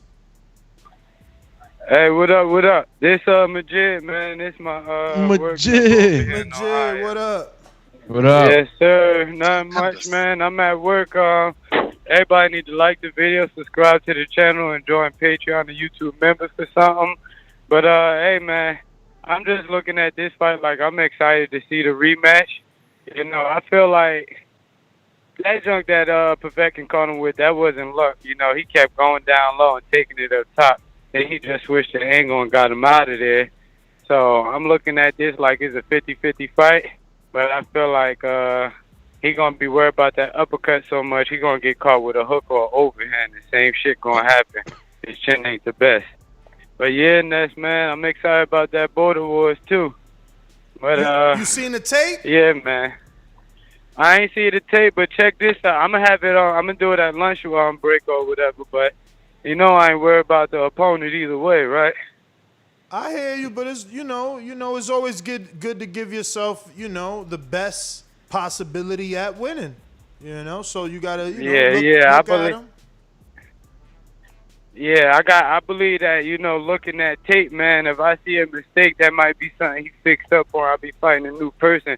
But I'm going to definitely glance at it, and I'm excited to join this shit so I could get my little trash talking on with pride. I'm doing this because I know y'all say people talk about, they talk a lot of shit, like they ain't never been in the ring. So I'm literally just fighting whoever him is, just so I could talk my shit in peace, man. I love it. I'm petty. I love it. No, that ain't petty, man. That's a great ass reason. That's bro. pride. That's man. like the best love it. reason I've heard. I talk so much shit. I talk so much shit that I gotta back it up so I could continue, because I can't stop talking shit even if I try. So that opponent that's going to see what Ohio. this shit about. That's a man from Ohio talking. That's Ohio all the way. You talk the shit that you have to work to back it up. Yeah, man. Yeah. Win or lose, let's go. I'm there. But yes, sir. I hear from y'all. All right. And just a reminder for those on Blog Talk, if you haven't pressed 1, we can't go to you. That means you don't want to have any fun. And the person in question for Majid or whoever races to putting in that deposit, you can face, because there's 2 people in the running for this fight. I got this one matched up for Majid, and I got this one matched up for the return of Shandu. You know, return of Shandu. Shandu was put in a fight, where his opponent was definitely he was overmatched and outweighed by like 10 pounds. So Dylan Ray literally weighed 127 pounds yesterday, so he can make 130. And yeah, man. You have any tape? Yeah, we got tape. It's on Can we show some Patreon. tape? It's on Patreon, man. Okay, and that is your daily Border Wars update. For June 11th, we're back in Watertown, Wisconsin. Excuse me, I said June 11th. That's the weigh-in. June 12th. June 12th, Border Wars 11. June 12th, Border Wars 11. But yeah, for those that watch the tape, my friend, you got hella background noise. For those that are going to watch the tape, Dylan Ray is the guy without the shirt. And now I'm noticing he's also not wearing shoes. He has on socks. But he looks all right. You know, he looks novice, but he's got a good jab. And he doesn't look scared. What he does do is reach, lunge, and he's got his legs very spread. You know, Mitty, you should take a look at this so we can bring you back on and tell us what you think, because you seen Shandu. And what we're trying to do is make sure Shandu is up in a fair fight if he takes this fight, or Majid is in a fair fight. I don't know that this guy, to me, this dude's a novice, but he's literally sparring in this tape. So, that means he's working. But his movement, I mean, the way he dips and slips his punches, he's heavy as hell on his feet, and he's very novice. But look, he landed a beautiful right hand. I mean, he won a mix. You know what he reminds me of? White boy from Texas without the style. Like, you guys got to watch this. But anyway. It's on Patreon, no? It's on Patreon. All right, we got a new caller. Mario's falling asleep over there at the wheel, so I will look it up. Who is this? Is Ayo King Boy here? Hey, what happened? King Born. When you see old dirty bastard form a position like that, then you know that I'm getting ready to bust your.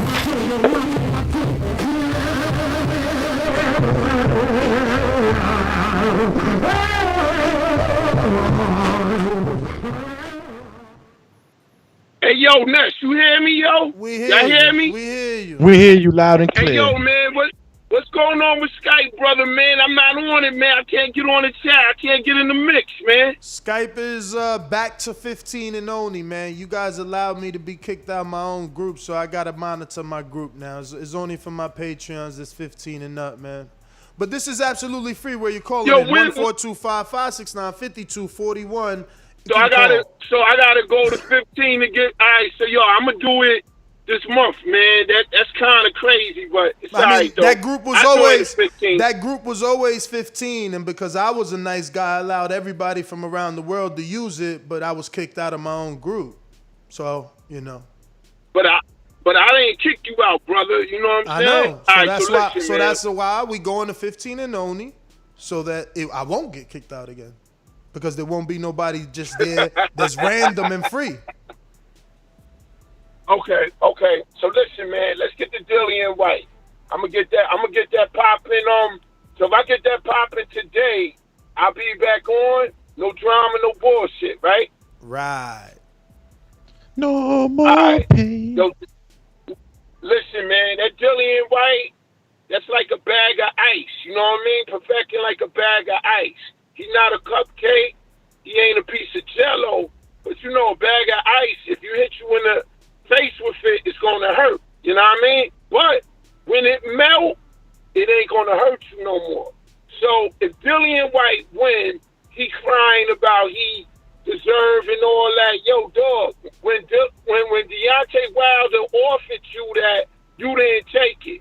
So now you beat old man Povetkin. We supposed to jump on your joint like you the man? Nah, we ain't feeling that. Hey, yo, Wilder, man, get back in there, get in the mix, man, because you got these UK cats trying to take over. You heard?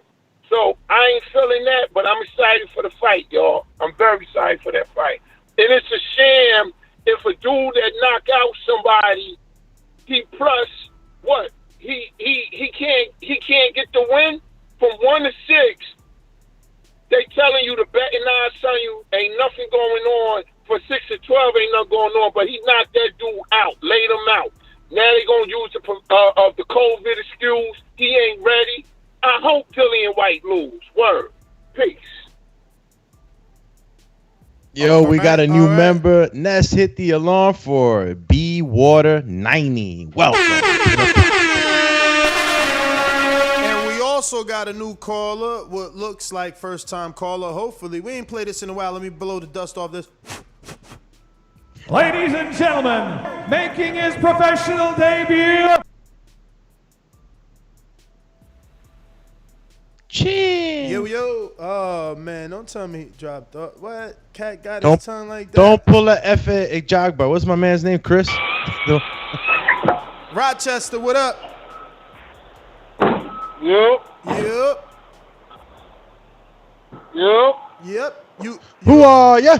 I guess my bad. I thought you wanted to talk. You good? Hold on. Yep. Yes. Do you want to voice your opinion on the show, or you just listening? Now my voice is on the Border Wars, man. Border Wars. Border Wars June 12th is going down. Watertown. Wisconsin. Hey, listen. I ain't got all that Instagram and all that shit, and I know you said that's how you get in contact with you. So is there another way to get in contact with you? Yeah. I'm gonna text you right now. Or do you got Patreon? Can you just hit me up on Patreon? It's free to hit me up on messages there. I ain't even I just downloaded that Patreon app. We gonna get somebody to text you right now, all right, brother? What weight class? All right. What weight class?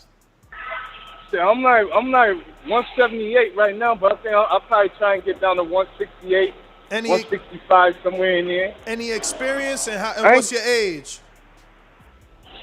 I'm 43. Okay. This is the reason why that got me out, because I hear a lot of 40-years getting in there. I'm like, man, I got to step up to the plate, man. All these 40-years getting in there, I got to do it too. Hell yeah, me and Show Kid, man. Me and Show Kid, I mean, not Mitty yet. Info Joe, Bishop. Yeah, Info Joe, the caller Liz Lowe got me hyped for it. He said he's doing it his first time. Liz Lowe, and there's another cat on there that I be calling in. He said he's doing that. So yeah, I'm trying to get in the gym. That's what's up, man. Amen, man. Congratulations, man.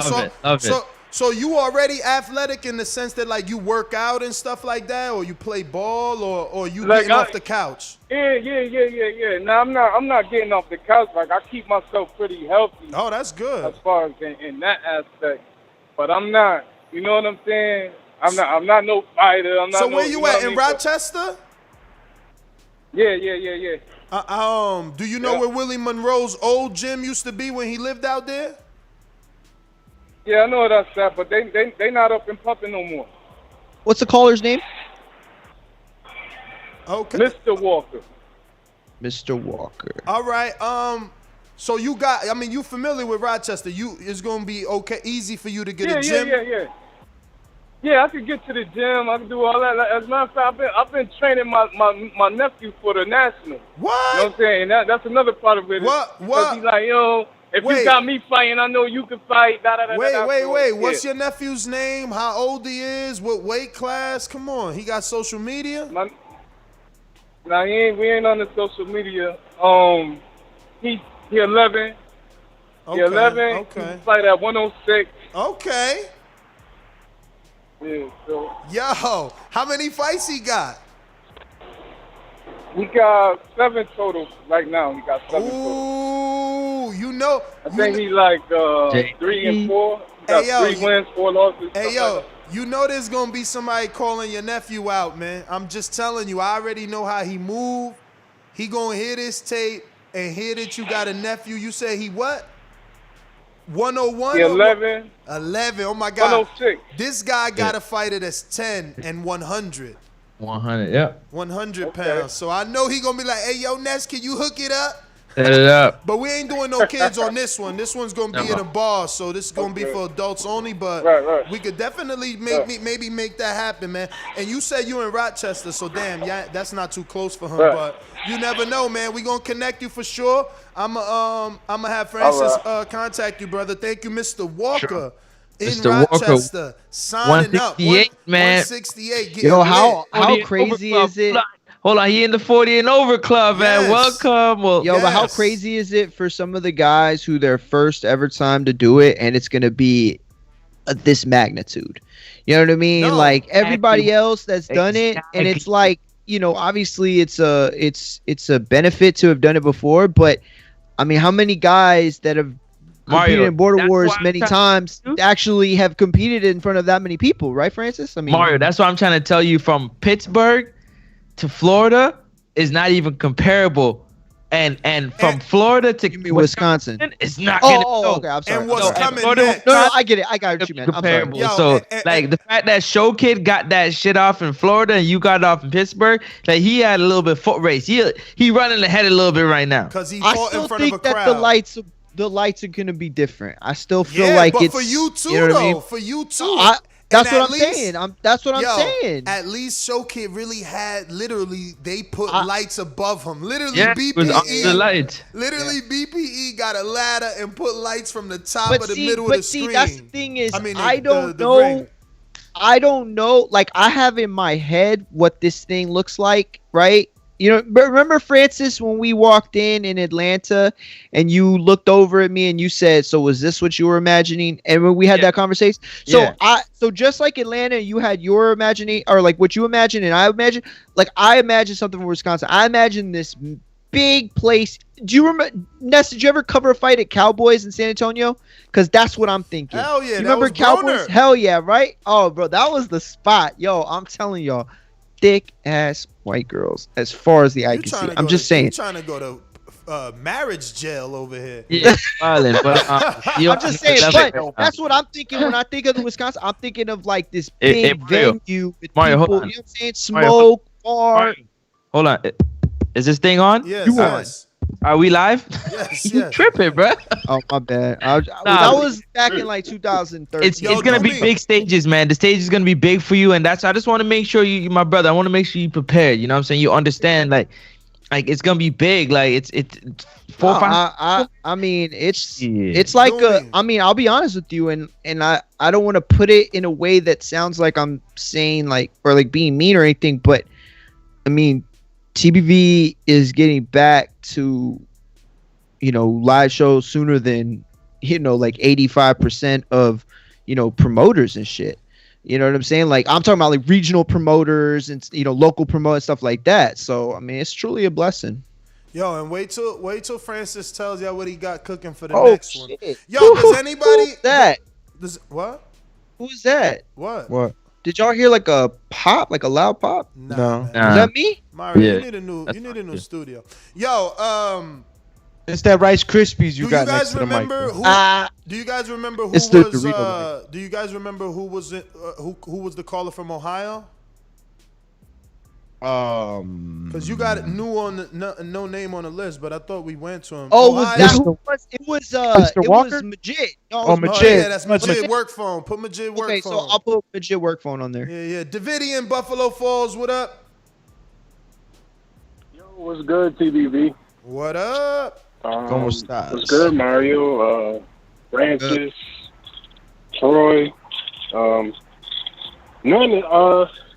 So that fight is this weekend, Povetkin versus Dillian Whyte. Yes, I don't sir. know, I'm torn. I kind of want to go with Povetkin, but I'm not sure. I mean, Dillian Whyte should be able to right his wrong because he was beating him in the beginning, but bro, I don't know. The uppercut might land on him again and be looking crazy again. I don't know. Kind of want to go with Povetkin, even though the odds and all that. Like I don't know. And I know he had COVID. Nah, the odds are in your favor if you like Povetkin, brother. They made to make you rich if you like Povetkin. I'm torn too, though. Oh, that's Cash Out City. Cash Out City. He don't bet. He don't bet. God bless. Amen, baby. Amen. But I don't bet. Nah, you don't. I don't know. It's temptation from Satan. Yeah, but it's gonna be a good fight, though. I can't wait to watch it. I agree. But yeah, that's my call. All right. If you haven't already done so, make sure you take this particular moment in your day to go ahead and subscribe to the YouTube channel. We're trying to get to 120,000 by my birthday. Hashtag Gemini season, May 31st. Let's go. 40 and over club. Shout out to Bishop. 49 years old. Yo, I don't even know how old Info is. Let's go, champ. He's like, you feel me? He's like, I don't know. Is Info a clone? My man was looking super dapper Don in the 3-piece suit with the golden gloves. Yo, shout out to Info. 40 and older club. Shout out to Show Kid, 40 and older club. Shout out to who else? I know I said Bishop, myself, Show Kid. Is it only us four? Oh, Dr. Mofongo always says I forget him. Shout out to Mofongo, that's right. 44 years old. Who else? Who else we leaving out of this very small group of people out there, man? Shout out to Rochester, man, Mr. Walker. I'm glad that we inspired you. Who am I missing off this list, man? Oh, you forgetting my man, Tony, man. Tony, yeah, he won a fight at 65. He's 44. He's signing up. Ah, man. Boswell. Tony Boswell. Did he sign up? Not yeah. Remember he said like you had somebody for him. He was we thought he was a heavyweight, but he actually was 165. Yo, also Xavier Coleman, 5'9", heavyweight, 230, no experience. We need a fight for him, but Xavier, hit me up, bro. I don't even know who you are. My man paid. I don't know who he is. Like no contact info. Say that again. Yo, that's how bad he went Majid. What's his name? Just said, sign me up. Yo, Coach Mitty said, put me in the 40 and over club. I got a fake passport and birth certificate. Nah, let me see what he really said. Let me see. He said, put me in the 40 and over club, man. Next time I fight, I will be. Nah, you got to actually fight at 40, baby. That's a matter of fact. I promise you now that like we got so much time. If you guys that are 40 help me remember, we gonna announce y'all in the mission between fights. Yep. We'll announce y'all and award you with an award because you know what, 40 and over, man. Like that's just big. That's like masterclass. That's big, man. You know? All right, so I'll put it on the list. Don't worry, I'll make sure it happens. Yeah, because we never even gave out awards. We keep with so much to do to get this to where the level where it needs to be. I gotta ask you a question, please. I need your honest opinion, everybody. Mario. Damn, yo, Sam from the UK put Ness, American with the Dominican flag and an American flag. Doomy, Honduran flag, American flag. Canadian Francis with the Canadian flag, Jamaican flag. And Mario gets the Mexican flag, American flag. Burn, burn, burn, burn, burn. Manchester Mario gets the UK flag. Yeah, how they know that's I'm right. moving. That's no, right. Playing. Jose's over 40. Shout out to Jose, Canadian Jose, also over 40. Stainless over 40. Yeah. Shout out to Stainless. You missed a lot of names. Yeah. So Jose, let me do this again. Jose. Alex Lemon also over 40. Oh, true. Alex Lemon, Info, Mofongo, Bishop, Jose, Stainless, Show Kid. Myself. Damn, 8 of us. Almost 10. Bishop like that Pharrell 40 and, though. Mr. He just Walker. like who? And Tony Bars, Mr. Walker. Nah. Yo. People, real question. Until you join the elite brotherhood, you ain't in that club. You got to really cross through the ropes. You got to cross through the ropes. Hey, Alex, Mario, do you think that Eddie, BDG, versus JB from Long Beach, is that a mismatch? That's a mismatch. Eddie and I JP. think JP is just too heavy-handed. Yo, see, I don't think so. I disagree. Nah. I don't think that. I don't think that fight is I don't think it's a mismatch. I was about to say I don't think it's as Eddie can box. big a mismatch as necessary. Eddie, listen to me. Eddie can box his ass off, Eddie man. loses that fight, man. Eddie loses that fight. First of all, Eddie needs to stop playing with life. This is Border Wars. This ain't just get a fight. He's taking too many heavyweight fights. He's too small. He needs to drop the weight. Tankers should be an inspiration to everybody that it is possible. Bruh, dudes just got to stop playing, man. They just got to stop playing. Like, you can lose the weight, man. You can lose the weight, man. I turned my metabolic age back yesterday. I showed it to Mitty, man. Dudes just playing out here. Like, take 30 minutes of your day. Start with 30 or 15 minutes, and that's going to build to an hour and 2 hours, man, of working out. But, like, if you don't work out, you're never going to get out there and lose any type of weight. You got to watch what you eat, man. Stay away from the damn sugar. At least start that. Put down the soda pop.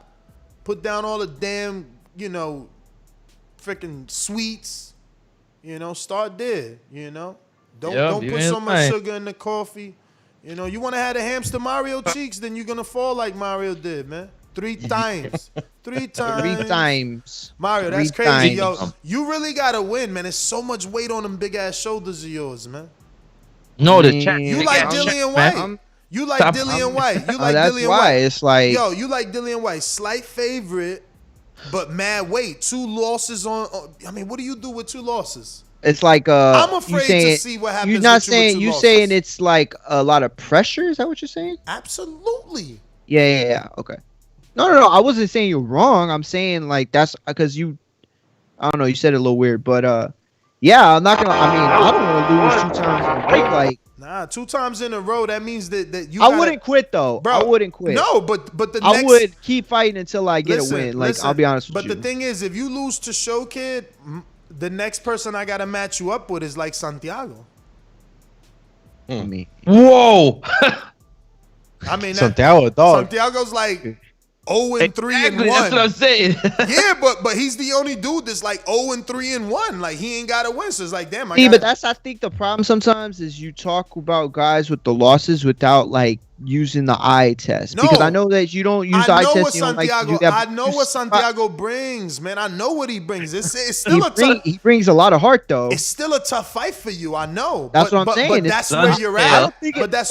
Okay, see, but you got to say it though. It's not just a tough fight for me. It's a tough fight for anybody at that skill set. I mean, it's a tough fight for Show Kid too. Honestly, anybody I just don't want you to say like to talk about like my man Eddie is like some walk in the park. I don't think he is that. Eddie ain't no walk in the park, but Eddie would be at a disadvantage to get the win against JP, man. I don't see it. You gotta convince me, please. And it's not honestly, it's not to make you like get out of character. I really want to see what you see. I'm not gonna get out of character. I'm just trying to tell you that I was in there with Eddie, man. He ain't got the pop. He ain't got the pop.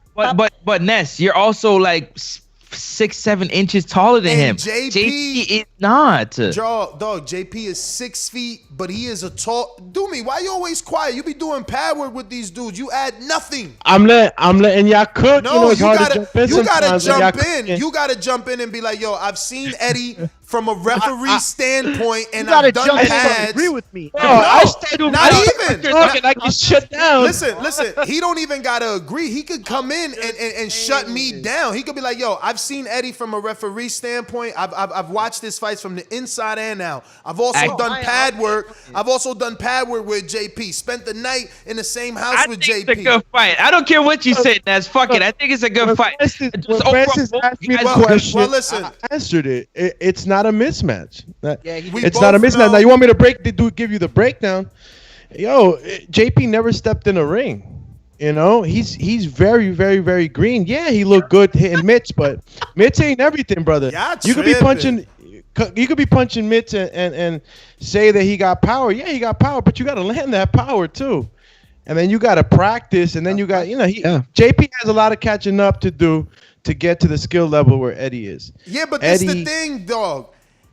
JP at least JP in that fight. Listen, I like JP in that fight too, exactly, because I know JP is at least gonna train. Eddie is a fucking bullshitter. But yo, Eddie's gonna push JP because of his How? boxing ability. He gonna go train with Joel Casemiro and take it serious for at least 3 weeks. You wishing on a star. You wishing on a star. You wishing on a star, bro.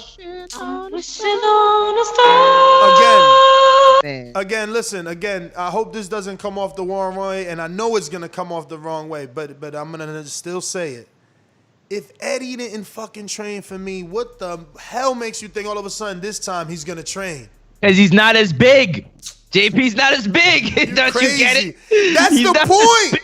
That's the point. Oh, it's gonna make him feel like he has more of a shot. Let me actually trade. No, dog. Listen, yo, that logic. Ness That is saying logic there's is more. backwards. There was more on the line when he fought Ness. That logic is back. No, but that's what I was saying with Ness is that's the point. Like I see that, but at the same time, like for me, it's like. I don't know. No, I agree. I agree. You're right. I don't believe it's hard for me to sit here and say like Ness would be. I mean, to beat Ness. Listen, let me say this. All right, and I'm not wishing on anything. That's that mental pressure. The day That's that Ness pressure, loses, right? If somebody beats Ness, do you understand the clout they get? Do you understand what they get? Everybody like takes that's a bigger than a loss. title. What? They will want It that. is. They will make shirts like I'm the guy that beat Ness. Like that is Ness has got talking about pressure. Ness has got pressure every time he gets in there. I'm rallying for that fight. I'm gonna do a poll. Eddie versus JP in Wisconsin is a fight that should go down. Did you talk to JP yet? I think we can motivate. I think we can motivate Eddie. You know what I'm saying, to really get you. You don't think? I think we can. Can I get some? Did you talk to JP yet? Did So you mention what do you? Yeah, he bought that chubby weight work, man. Do me. What do you think a good weight is for Eddie to come into the JP fight? Who's 6 feet, 286, 300 pounds? Yeah, where does Eddie stand now? Do we know? 5'6", 286. He's 286. Dude. Wow. I mean, look, Eddie. I can't say for sure, but if he's that right now, you're gonna, this is also motivated towards, these guys getting healthier and, bettering their lives. It's not all about just the fight, but you want to be able to lose at least 25, 30 pounds, in your story. Like you're not gonna just go fight at your weight 286 and you go fight at 280.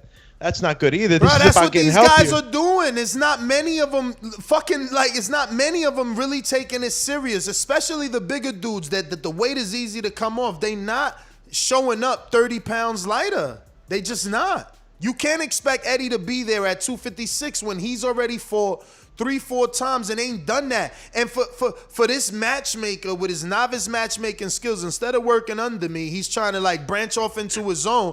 I'm working under you. He's gone rogue. Think Eddie. I think it's a good fight, but here's what happens. Hear me out. Think All right, Eddie. go ahead. Think Eddie Mofongo. What happened there? Eddie lost no weight there.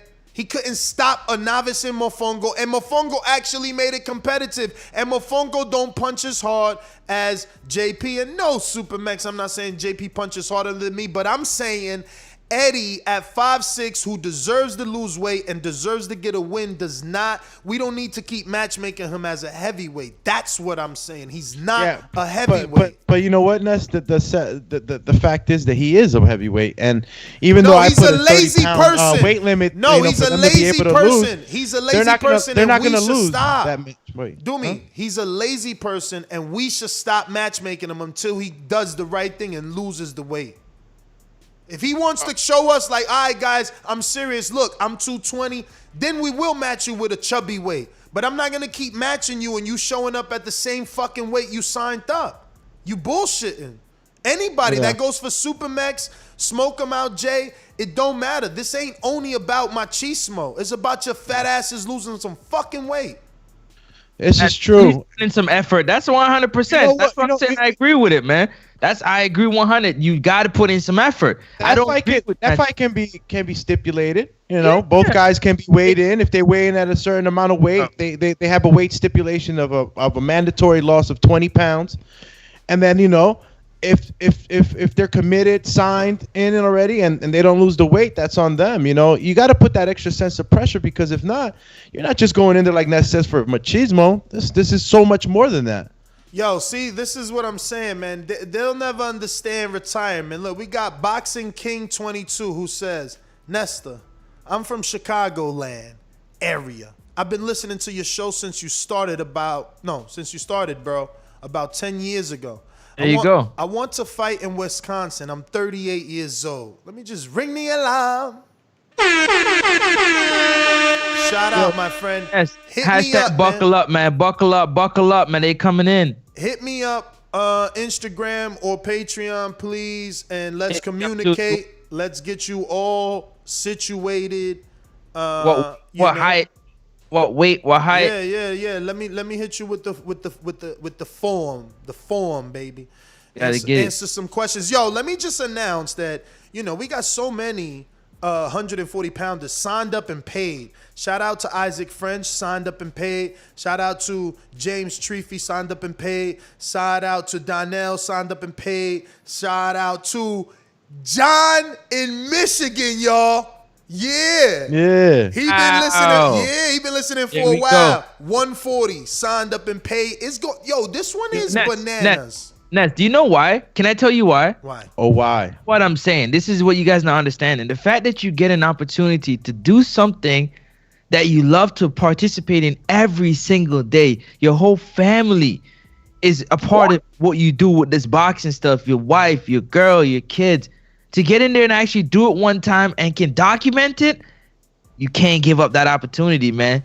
Listen, and for all you guys that either sponsored us in the past or want to sponsor us for the first time, just remember we're on a network now. The network also is international and global, so we get streams to the UK and to America and Canada. No one in Francis's neck of the woods had an issue watching the fight, and obviously plenty of our UK listeners and viewers watch the fights from the UK. And obviously here in America. So, you get massive exposure with the BPE network and with this particular Border Wars, which will be live at the bar in Watertown, Wisconsin, our first venue. Shout out to Mitty, the inspiration with all the shows he put on in the UK, man. I remember when he started showing us pictures, I always said, like, damn, I would love to A, fight in something like that, B, do something like that. And we're still not on the level of Mitty, who gives his guys full blown, uniforms and everything, and they get like the freaking, that arena he uses is beautiful, because of the way it's got like this catwalk, almost like the models, the runway. Yeah, it has that stadium seating kind of thing too. They call it the T. Yeah, the T, bro. That leads straight to the ring, man. So the guys walking out, that's got to be... Every time I seen that, it's like, woo, that little walk got to be nervous, bro. Because it's like tables, circle tables with people with drinks. You as you walk by. Yeah, and I'm like, woof, okay, that's gotta a walk. Embrace it, champ. Nah, man, that's time to go. I won that fight, and that's respect on the cards for my body of work versus... What's the biggest crowd you ever fought in front of, Doomy? He fought in the amateurs, man. So. Yeah, in the amateurs. I mean, I know one time of course. There was probably maybe 200, maybe 300 people. A big gym I fought in. Wow. Yeah. Yeah. Nah, sometimes those tournaments in the amateurs, they have good, big, huge places, and then other times you're literally in a small gym, with seats and folding chairs. Yeah, that's the biggest crowd that I fought in for sure for me. But I've played soccer in front of 10, 15,000 people for sure. Yo, you know what I didn't get to ask you? I wanted to know, bro. Did you get to watch your fight with your children? Did you put it up on the big screen? Nah, I watched it with the wife though. I didn't watch it with the kids. Oh yeah? Oh man, they didn't ask you like that. Yo, honestly, I ain't trying to be the dick, but really, should we put an over/under on Mario showing up? Like everything changed for you, Mario. Damn. Now you got to see. No, let me talk so it could fester in your mind. No, go ahead. Now you got to see him fight. You see he ain't no punk. And now that element of 400 to 500 people, man. Live streaming I don't think too. This was uploaded. This was uploaded. This is live. You listen. Like you your can girl's paint, you literally can put gonna be watching it like this. But you can put the narrative with whatever you want. For me, it's simple. I just put it like this. Like, I think Keem is better than him, and that's not any. Like, I'm not saying anything disrespectful because Keem should be better than him. Yeah, but you didn't have Keem the been training element longer. of all those people, all those I mean, strangers. but it's the you same fought thing in front for of him, friends though. in Pittsburgh. Listen, maybe that would get to you that don't get to me. For me, we're on the same playing field. That's how I see it. I'm not gonna lie, it's gonna be nerve-wracking, but you know, I've been on stages before. I mean, obviously freestyling and battling. You know, I rocked 500 people at my graduation party. So, you know, it was like it's like a weird thing. I'm not gonna lie, but at the same time, it would be different if I was fighting Keem in a rematch or somebody who I feel is like out of my league. It would be like, oh shit. You know what I mean? Like, my back's against the wall, but I just don't think you factor in all the factors in, man. It's like, yo. But that's the thing is, I shouldn't be factoring in all the factors. Why? Like, why is that? Yeah. Because it's gotta be as simple as me showing up to compete. Like, I can't let all these things drown me out. Like, I can't let all that shit get bigger than it is. Bro. Like, y'all keep acting like Mario ain't perform under the lights, bro. But Doomy, let me talk to you. He did not perform in front of the strangers. The amount of strangers that Showkid performed on his first fight. So the level of anxiety for Mario on his first fight amongst all his friends that he's been talking to for the last 10, 12 years, and the level of anxiety for Showkid in front of 100+ people in a different state with a different opponent on that night. He found out 1 hour before he had an opponent change of a 20-year-old younger fighter, 35 pounds heavier. Oh yeah, he experienced a little more anxiety, you can say. Yeah, definitely. He went through a lot more than probably Mario did in that. But I don't think that. I agree, Doomy, but let me ask you: does that account for the 400, 500 people?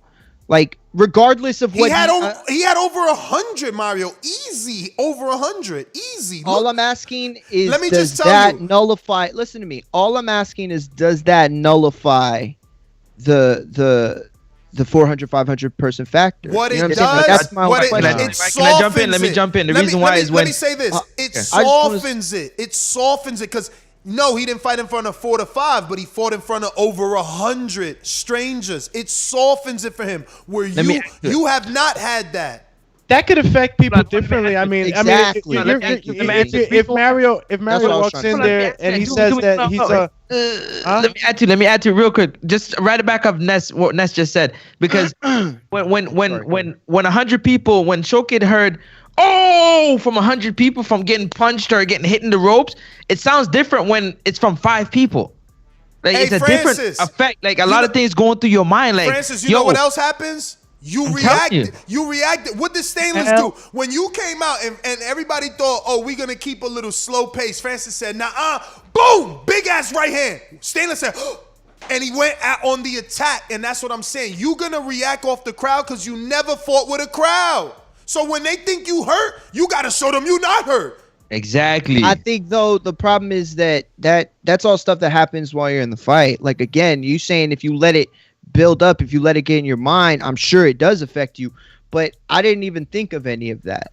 You know what I'm saying? Like, none of that stuff you've even said has even entered my mind. Like, at all. You know what I'm saying? Like, I got a job to do, and I know the best way to go about that job. Hold on, yo, Alex. And it's not focusing on the amount of people. Hold on, Alex. Can I tell you something? I want Tank to tell us how he Hold on, was Mario. under the You can lights. take a poll right now. You can take a poll right now and ask every fighter. They'll tell you that they heard every scream and every ooh from the people in the stands. You know what I'm saying? From the reaction of the fight. We're talking about from Corey down to Ant, Adrian. We're talking about. I'll be honest with you. And you was in there. You know what I'm saying? In my experience, like, you know, as a fighter, fighting in the ring, like, you sometimes don't hear any of that shit. You don't hear none of that I remember you telling me that. You sometimes barely hear your corner calling out, things to you. So it's just a matter of what you're working on in your head in the lead up to a fight. If you're building all this anxiety up in your head, like, oh, the crowd, you could cause yourself to be anxious and probably second yourself.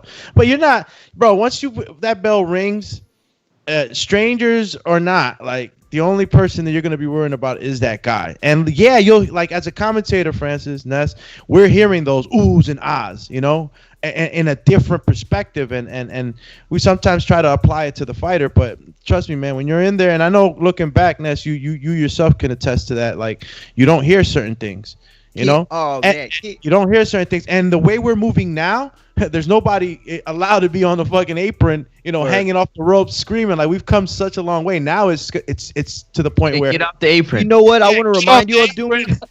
You know what I want to remind you of, Doomy? Do you remember it was the night before the Keem fight, and we were at your crib, we were at your gym, and we were getting some work in, and you had showed me something, right? It was the sidestep body punch. Remember that? And I was having kind of a hard time figuring it out, and then I finally got it, and you had said something that made sense. And I don't know if you remember, but as we were wrapping up and we were, heading back up, I said, hey, during the fight, I want you to yell out blah, blah, blah to remind me of how I figured out. And you literally, like, kind of laughed, like, and not like in a dick way, like, oh, you idiot. Like, you just kind of like that. You thought it was like humorous, like funny. Yeah, and yeah. You said, bro, you're not going to hear a fucking word I'm saying. And you said it straight up. You said, if you hear it, cool. And that's great. But you're not going to hear a word. And I swear to God, I didn't hear a word, from my corner. Like, I don't remember. I remember Ness. I heard Ness. That was all we I all heard. hear Ness. That was all I heard. But yeah, you were right though, and it's hard, and you work your way up to those disciplines where you can actually talk to your corner while you're fighting. I mean, you guys have seen Floyd. I've seen that. Yeah, we've seen that from upper echelon. Yeah, you lead up to that type of mentality where you're so comfortable. Hey, let me ask you a question. Who point? Keem's bigger than Showkid, right? Or Showkid bigger than Keem? Nah, Keem is bigger. Is like Bro, 4 or 5 is, inches. hold on. This is what I do best, man. Keem is bigger than Showkid by height, but Keem got a fluffy body. He lost the weight, but he was just losing weight. Showkid is huskier. He's more brolic. He's like thicker, right? More. He's more brolic. He got shoulders. His forearms is thicker. Bruh, he had Michael, who was 35 pounds and like 6 inches taller, hemmed up in the fucking corner, bruh. Hemmed up. Yo, Mike. Shout out to Mike though. He still hadn't gained his manpower. You know what I'm saying? He was in there with a father. He was in there with a dude. Veteran he was father. in there with a dude that was mad. Veteran father. A veteran. He was father. in there with a dude that was mad. He was mad like, oh, Mario ain't fucking show up. Take this. Let me show you guys. Take this, Y'all don't know Mario. about Showkid being a boxing champ and shit in the army. Just throw on the gloves. I bet you Showkid was champ. Hell no. He a ringer. Not even based off this fight, he looked like he ever fought in the fucking army or none of that shit. But he showed dog. He showed dog. Like, he showed dog. And this is what I'm saying. Like, how does he got this bigger, younger man like in the corner panicking? Like, Mario's in for a fight. I think that the X factor is definitely Mario's right hand, bro. Like, he lands a shot. Mike never landed a shot on Showkid. But that's because you ain't slow Showkid. That's because you ain't peeping. That's because you ain't peeping the plus 40-year-old's boxing ability. He smothered his little ass. He said, "Oh, you taller, you longer." He got all on the inside. Never was he on the outside in that fight. And Michael got like a decent jab. Nothing like none of the other kids. Michael was mad novice, and that's why I said no. Go with him, Showkid. I knew. Showkid could have made that fight easy if he'd have fucking, I sparred Michael. If he just motherfucking, like, what's it called? Feint? What? The dude trying to say something else. The dude goes like that. He does the Ryan Garcia. All you would have to do is, like, feint to the body. How he dubbed that, the Ryan Garcia. Feint the jab to the body, and then, double jab to the top, come with a 1-2 or something. But, like, he ain't do none of that. But he's still a big, young dude who's not afraid. Like I said, he sparred me. He's not afraed. He had gas. That was definitely a problem. 22? He's got horrible balance, man. Like he I don't know. Yeah, that's how he fell from the fucking phantom punch. I keep arguing. That's how he fell from the fucking phantom punch. I keep arguing. Listen, Mario is the biggest puncher in Border Wars. So You a hater, man. Biggest punch. You talking Nah. about phantom punch. Meanwhile, look at Doomy right here in the comment section. It's showtime. Fist emoji, 100 emoji. You should have put a little cry emoji for I'm sorry I didn't give you your standing 8. Look at all this is a million punches right here. Look, he did a 360 off that one punch, and Doomy don't give him a standing 8. Look. Yeah, so funny. Look, here come the 3. Boom! 360. Right there. Damn. Put him on 360 betting. 360. Yo, he was off balance, man. That's hey, why. Look at Showkid. Showkid, yo. Oh man, Showkid was putting in the work. And then we all know. Nah, Showkid was definitely attacking. That's why Mike couldn't balance himself. Like he was just getting it from all sides, but he wasn't landing flush shots to the face and stuff like that. But he had my man Mike all fucked up. Yeah, he was all off balance.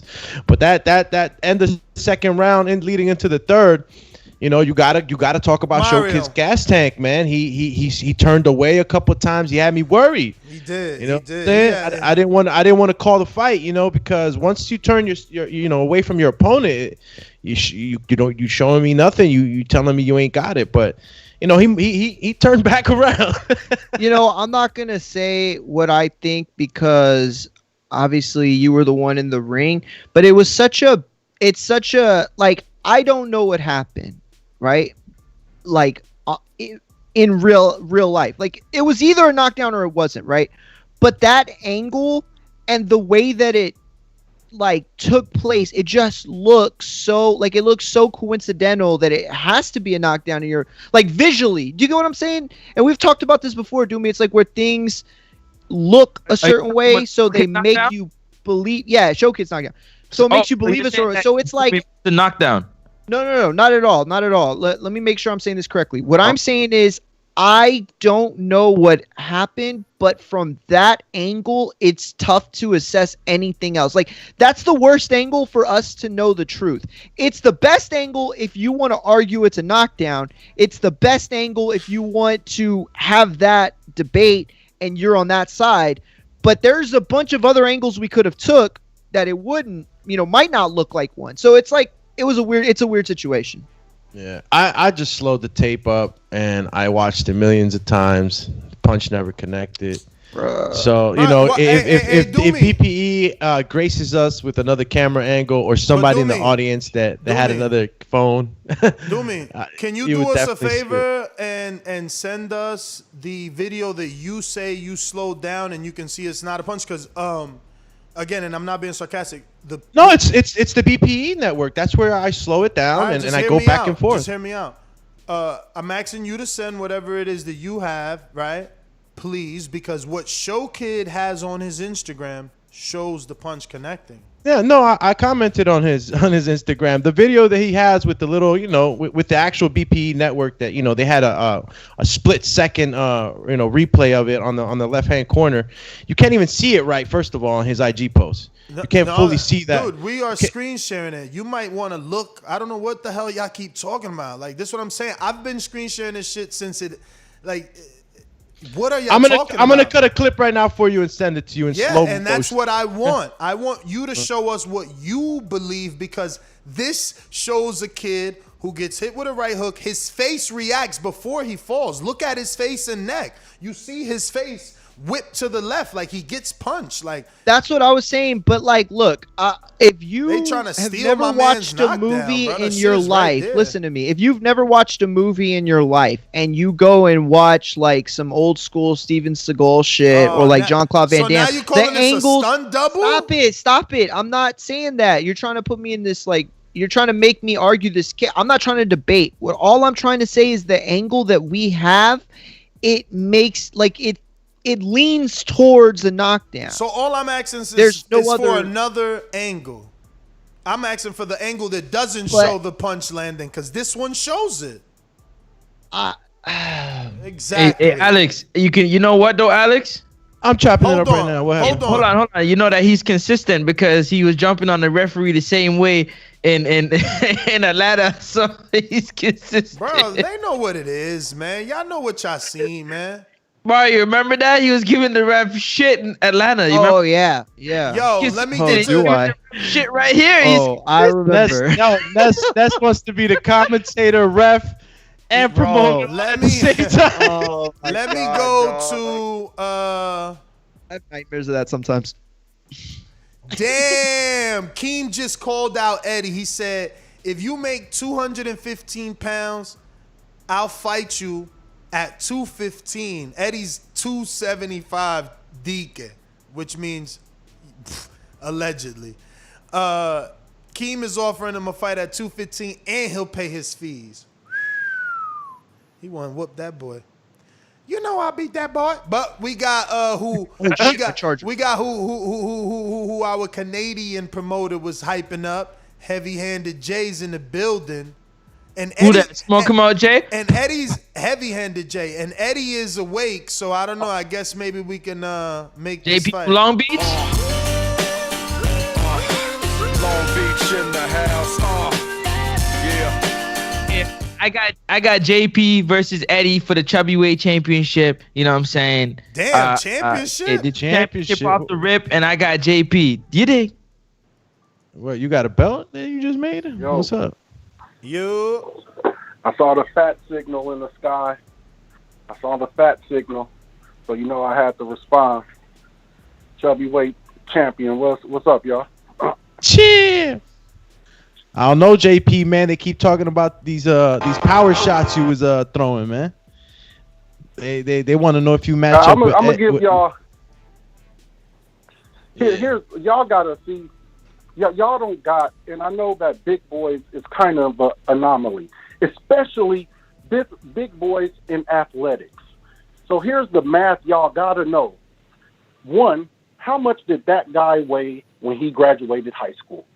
I've been weighing 280 since the 11th grade.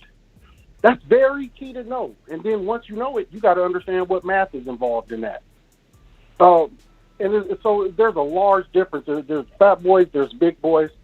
The misconception about me, man, is that, of course, I'm supposed to be slow. I'll have you guys know, I've played point guard my whole life. I want us to do a foot race next time we all there. If we're 15, 20 of us do a foot race, I guarantee you, if 20 of us are there, I'll come in 8 or less. I guarantee you that.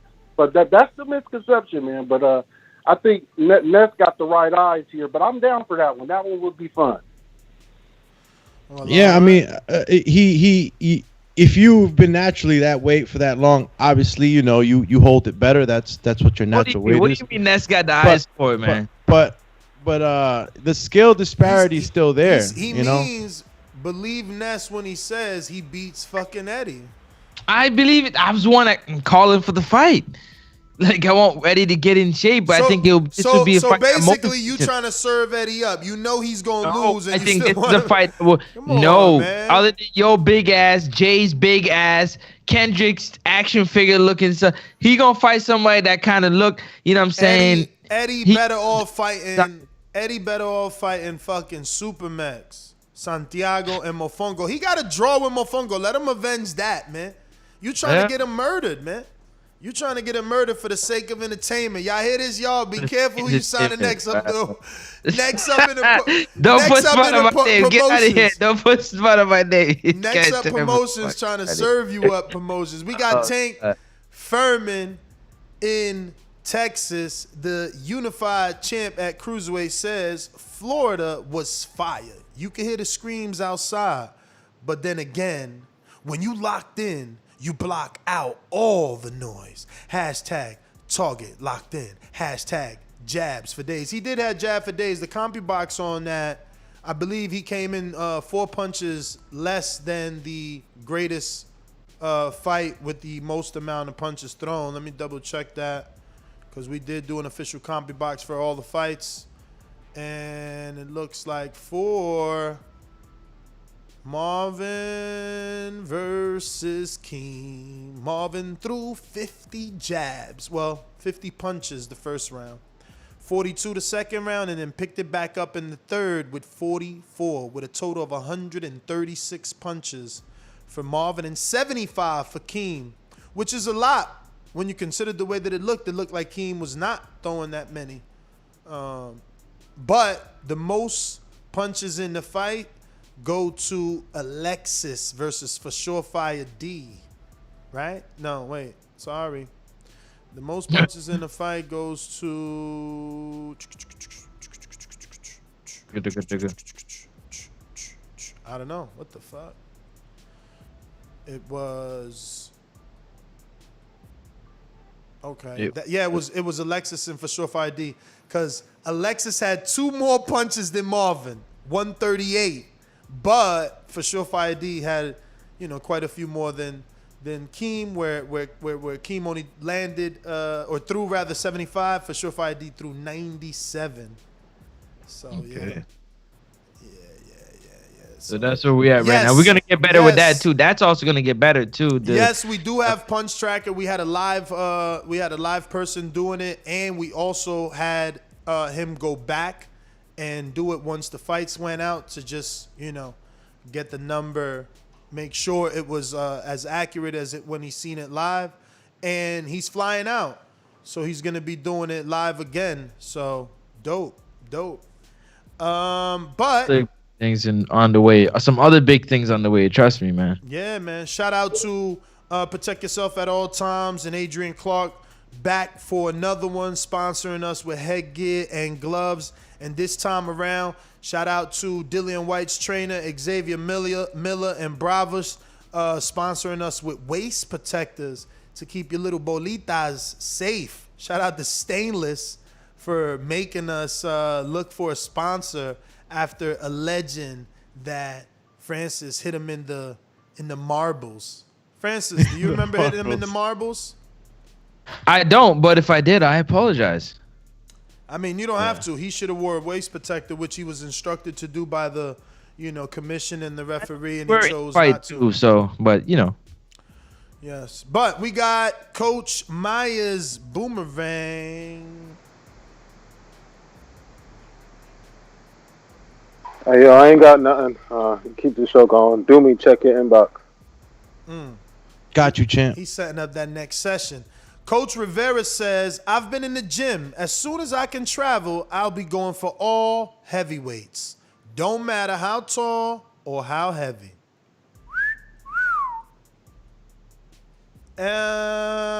Looks like it all sounds good. Listen, man, I'm gonna say it again. What you mean it all sounds good? He got like 8 amateur fights. He ain't afraid of no smoke.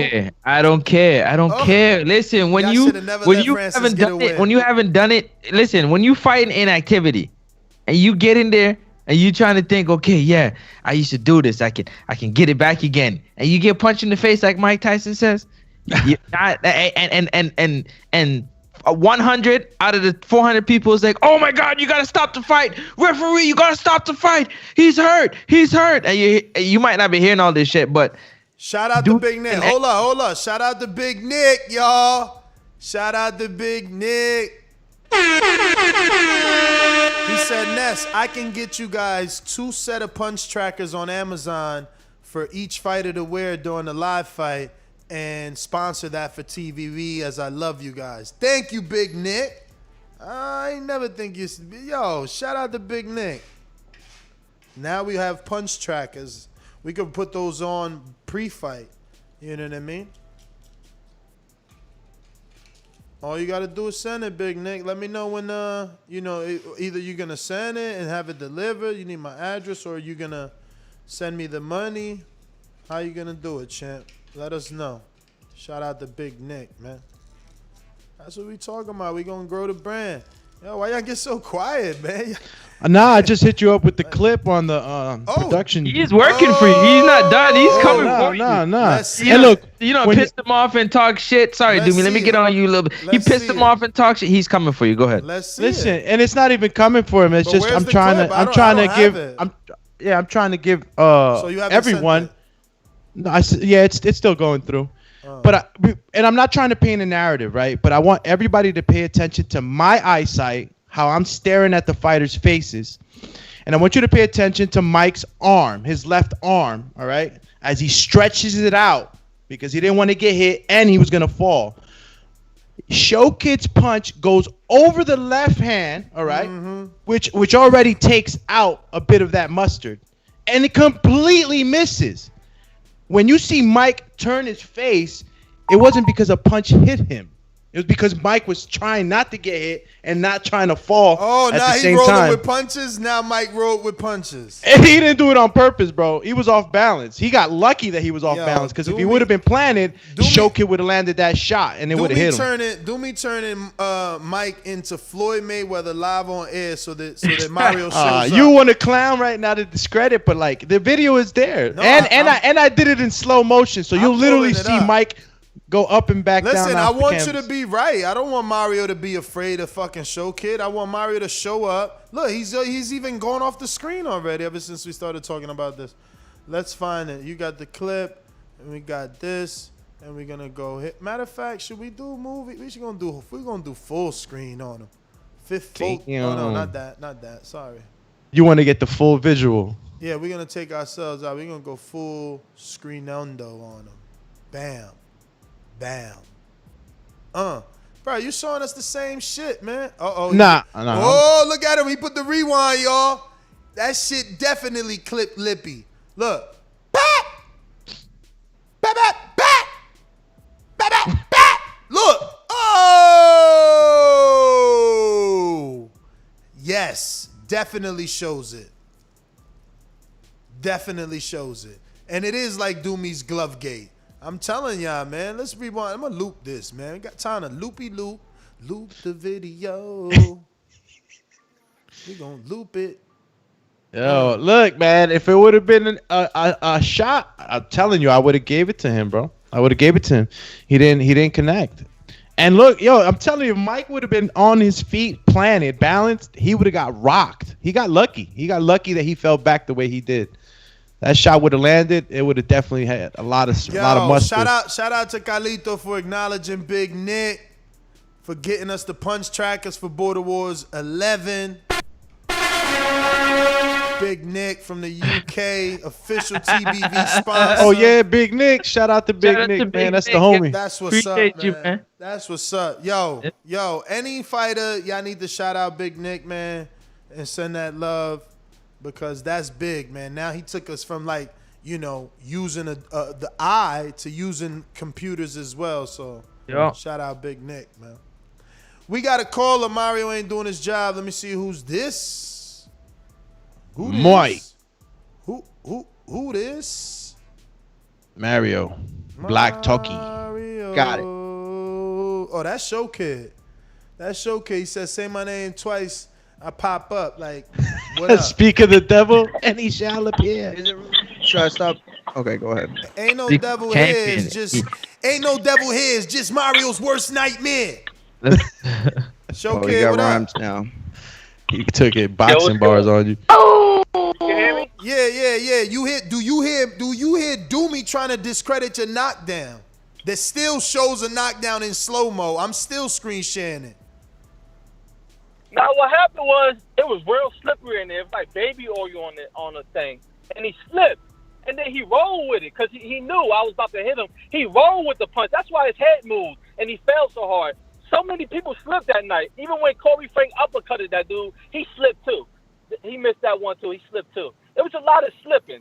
It's money. It's funny. But your knockdown ain't no slip. Your knockdown ain't no slip. We see it in slow mo. He slipped. Oh, I get it. You right. He slid. Right when I was throwing the punch. He didn't slip no other time that day. He slipped. I get what you. I get wink. I got you, champ. He slipped. Like, yo, don't let Mario know I got the power of Thor in my right hand. He slipped. Mario gonna slip too. Mario gonna slip too. To my next fight. He said Mario gonna slip. Mario gonna slip too. Shit. He said he gonna slip. I'm just gonna wear my wingtips because I'm gonna slip anyway, right? So it don't matter. Yo, Ness. Hey, yo, Ness. What up, champ? Hello? What up, champ? I know you got the punch trackers. I got like a GPS tracker. Can you pin on Mario? So you can see when he show up? Yo, honestly, you should be asking Mario he wrote that one down. He wrote that one down. You could tell, but it's all good. It was a good one. Asking for what? Nah, you need to be asking Mario for a GPS tracker for real, man. Yo, he got me nervous. I never thought you was gonna send Michael 7 feet across the ring, so that right there got me nervous. Like, will Mario show up? 500 people now, strangers, live stream. Will he show but up? you act like it was a thing where, I mean, I just couldn't afford a next flight. It wasn't like I was intimidated or nervous. Like, I couldn't afford a new flight. Like, we He weren't there missed with 5 flights, man. It happens. I didn't miss 5 flights before too, man. You know. You done missed 5 flights hey, too? but you also ain't never had 5 flights, so. No. Yo, I don't know, man. I Hey, understand. Show Kid. Yeah. You want to Go know? ahead. You want to know some more bad news?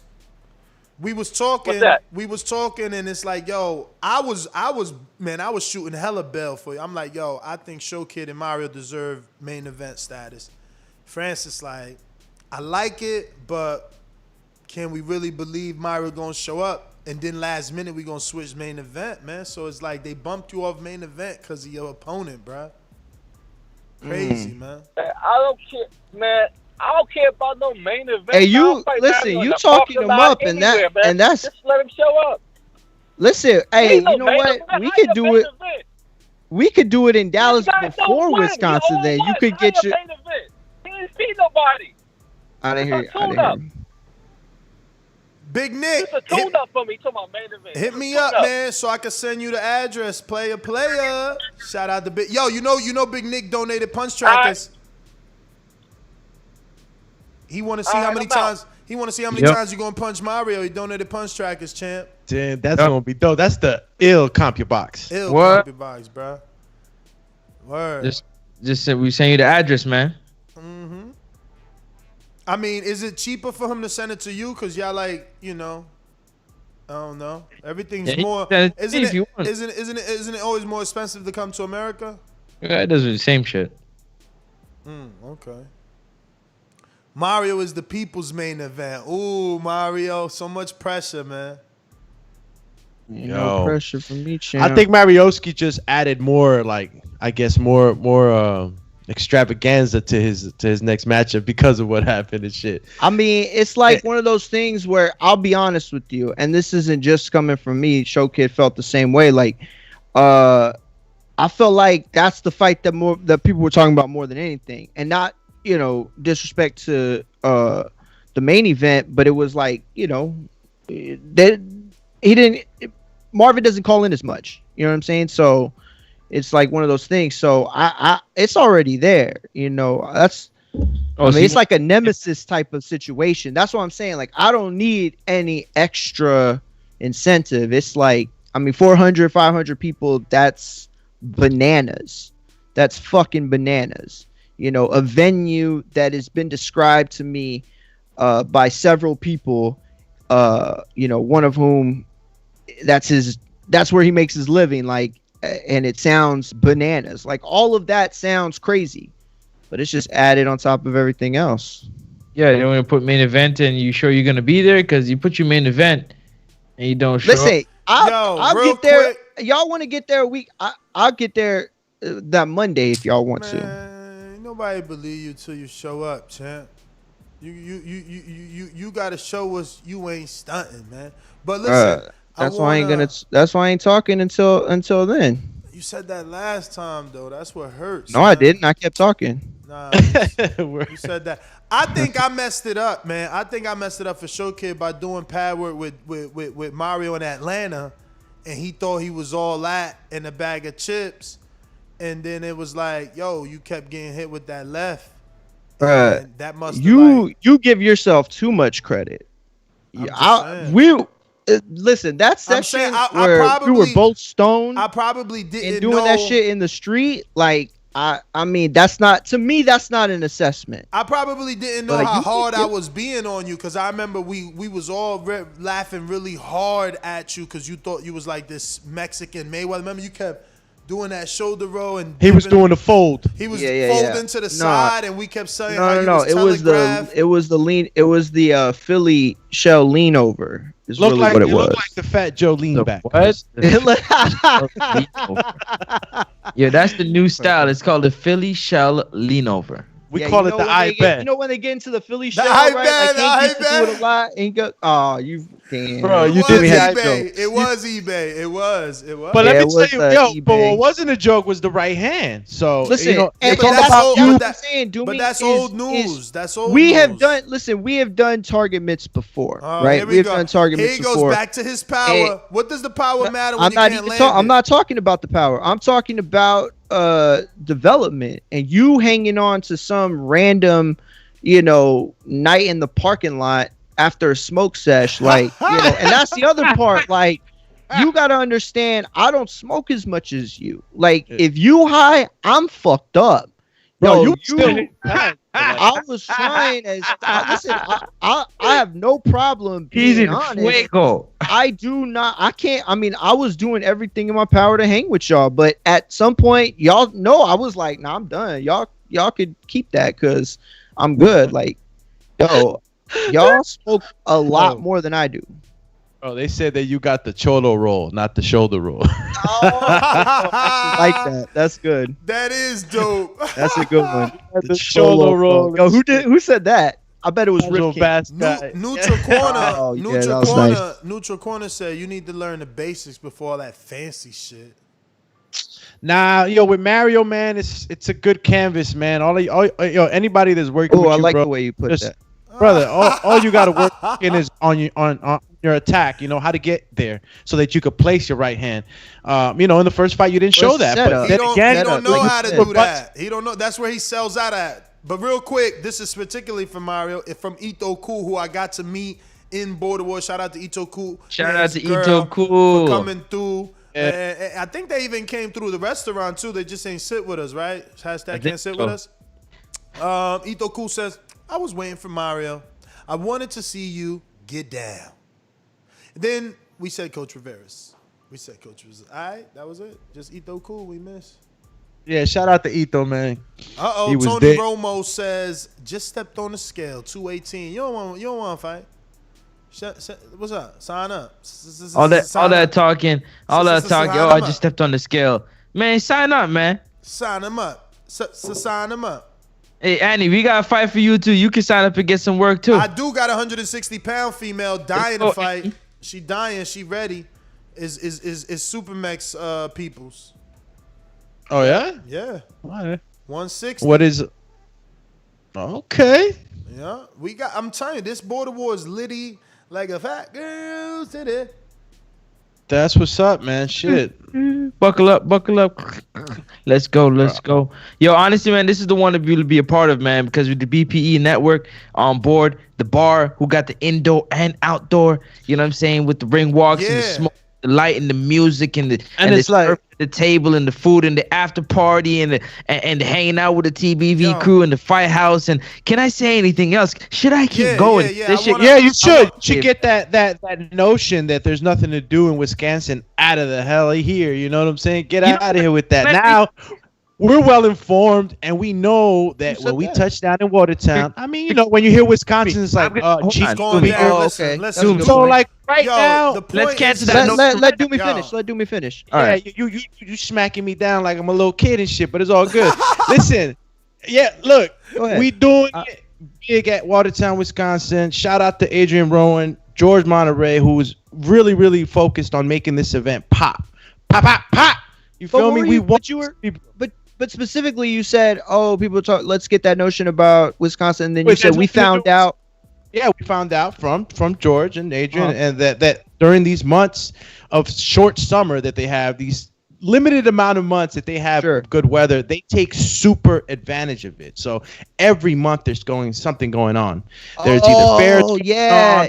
You know what? Lake. I've heard of that, Doomy. I heard like winter places they do like spring break when they get, you know what I mean? Exactly. So it's like the town, flips upside down and gets ready to have some fun, man. They've been dormant like bears for the long winter, but there's going to be plenty to do. So if you decide to come with wifey or the kids or whoever, the family, you're going to have things to do. You know what I'm saying? And besides the things that you're going to do outside, this event's going to be huge. You're going to be able to sit down, have yourself a beer. You might buy a table, be next to the ring. You know what I'm saying? You might see Mario Munguia knock the sweat off a show kid's head and might hit you with it. You know what I'm saying? All these things are going to be in effect. It's going to be a great event. You know, the lights, the smoke, all these things that they're planning on doing. It's just going to be fantastic, man. And it's going to be beautiful to take this production back home. Shout out to BPE Network, who's working crazy hard to make sure that the final product is a thing to to be proud of, man. And we're proud of this last event, and we're proud of the way the production came out. So I mean, I got high hopes, man, for Wisconsin. Speaking of BPE, when is the Atlanta card? Is July 31st? It is No. July 31st. It in is July Atlanta, 31st, but yes. The venue hasn't been announced yet. Wait a minute. We haven't announced the venue, but we do. we don't have our flights yet, right? Yeah. We do have our flights. No. No. Not for that. Not for Wisconsin, we have our flights. that. Okay. Wisconsin, yes. Mm. But anyway, I was like, I know I saw my itinerary, but it wasn't. Yeah. The only thing I was gonna say before you guys go is that I'm sorry, Francis. The Yeah. reason why to go to Wisconsin is because Border Wars is gonna be in Wisconsin. You're coming to see the show. Yeah, No, live. nothing to do in Wisconsin. What to do in Wisconsin is Border Wars. That's Yeah. what we're going to Wisconsin Border for. Wars. And, Just and, saying. and all the people you've been listening to for years. Show Kid will be there. Hopefully Mario will be there. Doomy, Francis, Info, Joe. I mean, look, JP coming out, man. So many, man. So yeah, man, you guys definitely should join us. Watertown, Wisconsin, June 12th. To the next one. Peace. That's GT on Instagram and Twitter. You already know. Alex_Doomsday_LAINEZ on IG, TikTok. I left Twitter, Alex Linus TBV, and this is the Boxing Voice. Nesta Gibbs, Doya and Francis, Mario Munguia, yours truly, Alex Linus, here bringing you the latest and greatest in boxing news. So if you like what you were listening to, hit that subscribe button. And right next to it is that bell. Hit that bell, because if it ain't shaking, you ain't baking with us in the morning or any other time we go live. And we're always breaking news. And if you're interested in those memberships, hit that video description. Click on the link that says join this channel to get access to perks, and you might just get access to those cool emojis and badge icons next to your name on the chat, and so much more. We have 3 tiers to offer. Go check them out. See what's best for you. Next up, Sports Talk, The Way, and Francis from Canada. We out, y'all. Shout out to Tony Romo, who says he'll be in Border Wars as a spectator. Esteban, what's up? Anybody seen Esteban footage? My man don't think he nice with it, man. Have you guys You've been watched? really flaring up about this footage. Yo, I'm mad that y'all haven't watched it. You guys are a bunch of I peeped losers, it. man. I peeped it, but you know. The new one with no headgear? The one where he's fighting the kid with the white gloves, right? He's the one with the headgear. The guy got no headgear. You ain't see that on Patreon? Black shirt, right? Let me pull it up. Pull it up. Because Esteban tripping, man. Esteban, man, you got the fight, Esteban. You tripping, man. You tripping. Who is he supposed to be being matched up against? Call him. Esteban is supposed to be matched up against nobody. He just, So Esteban's the one without the headgear, right? No, Esteban is the one with the headgear. Oh, okay. Damn, he facing the dude with a peekaboo style. Esteban is the one with the headgear. And who's he matched up against? Who y'all trying to match him up with? Nobody. We want him to take a fight. He doesn't think he's good. Nah, man, he's Like greatness. Yeah, well, at the level you're at, man, we're gonna match you up accordingly. You look good. You got movement. Shit. He was working on movement with this guy. You know, the guy's trying to, I guess, catch him, and that's why he didn't wear headgear. He's not returning fire like that. So he's just, working on movement. Esteban, man, you look like you could be in there, brother. I mean, I don't see why you wouldn't want to be in there. If it's just that you want to be better to compete at a higher level, that's cool too. But you got moves, champ. I know this is a controlled sparring session, so it's a little different, but I'm seeing good things. Yeah. That other guy was a little tired, man. He was trying to wail on you, but he can't. We got a super chat from Ito Cool. Ito! Super chat says, shout out to everyone. Shout out to everyone. Okay, go ahead. Rock it out, champy. Says, shout out to everyone. Doomy, Francis, Ness, JT, Info Joe, Lidslow. It was awesome being there live and getting to meet everyone. It was a great experience. Do you hear that, everyone out there? Border Wars is a great experience. You get to meet everyone that you hear on the show.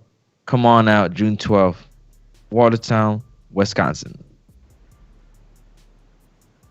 Champy, Lampy, is it time? Yeah. Peace.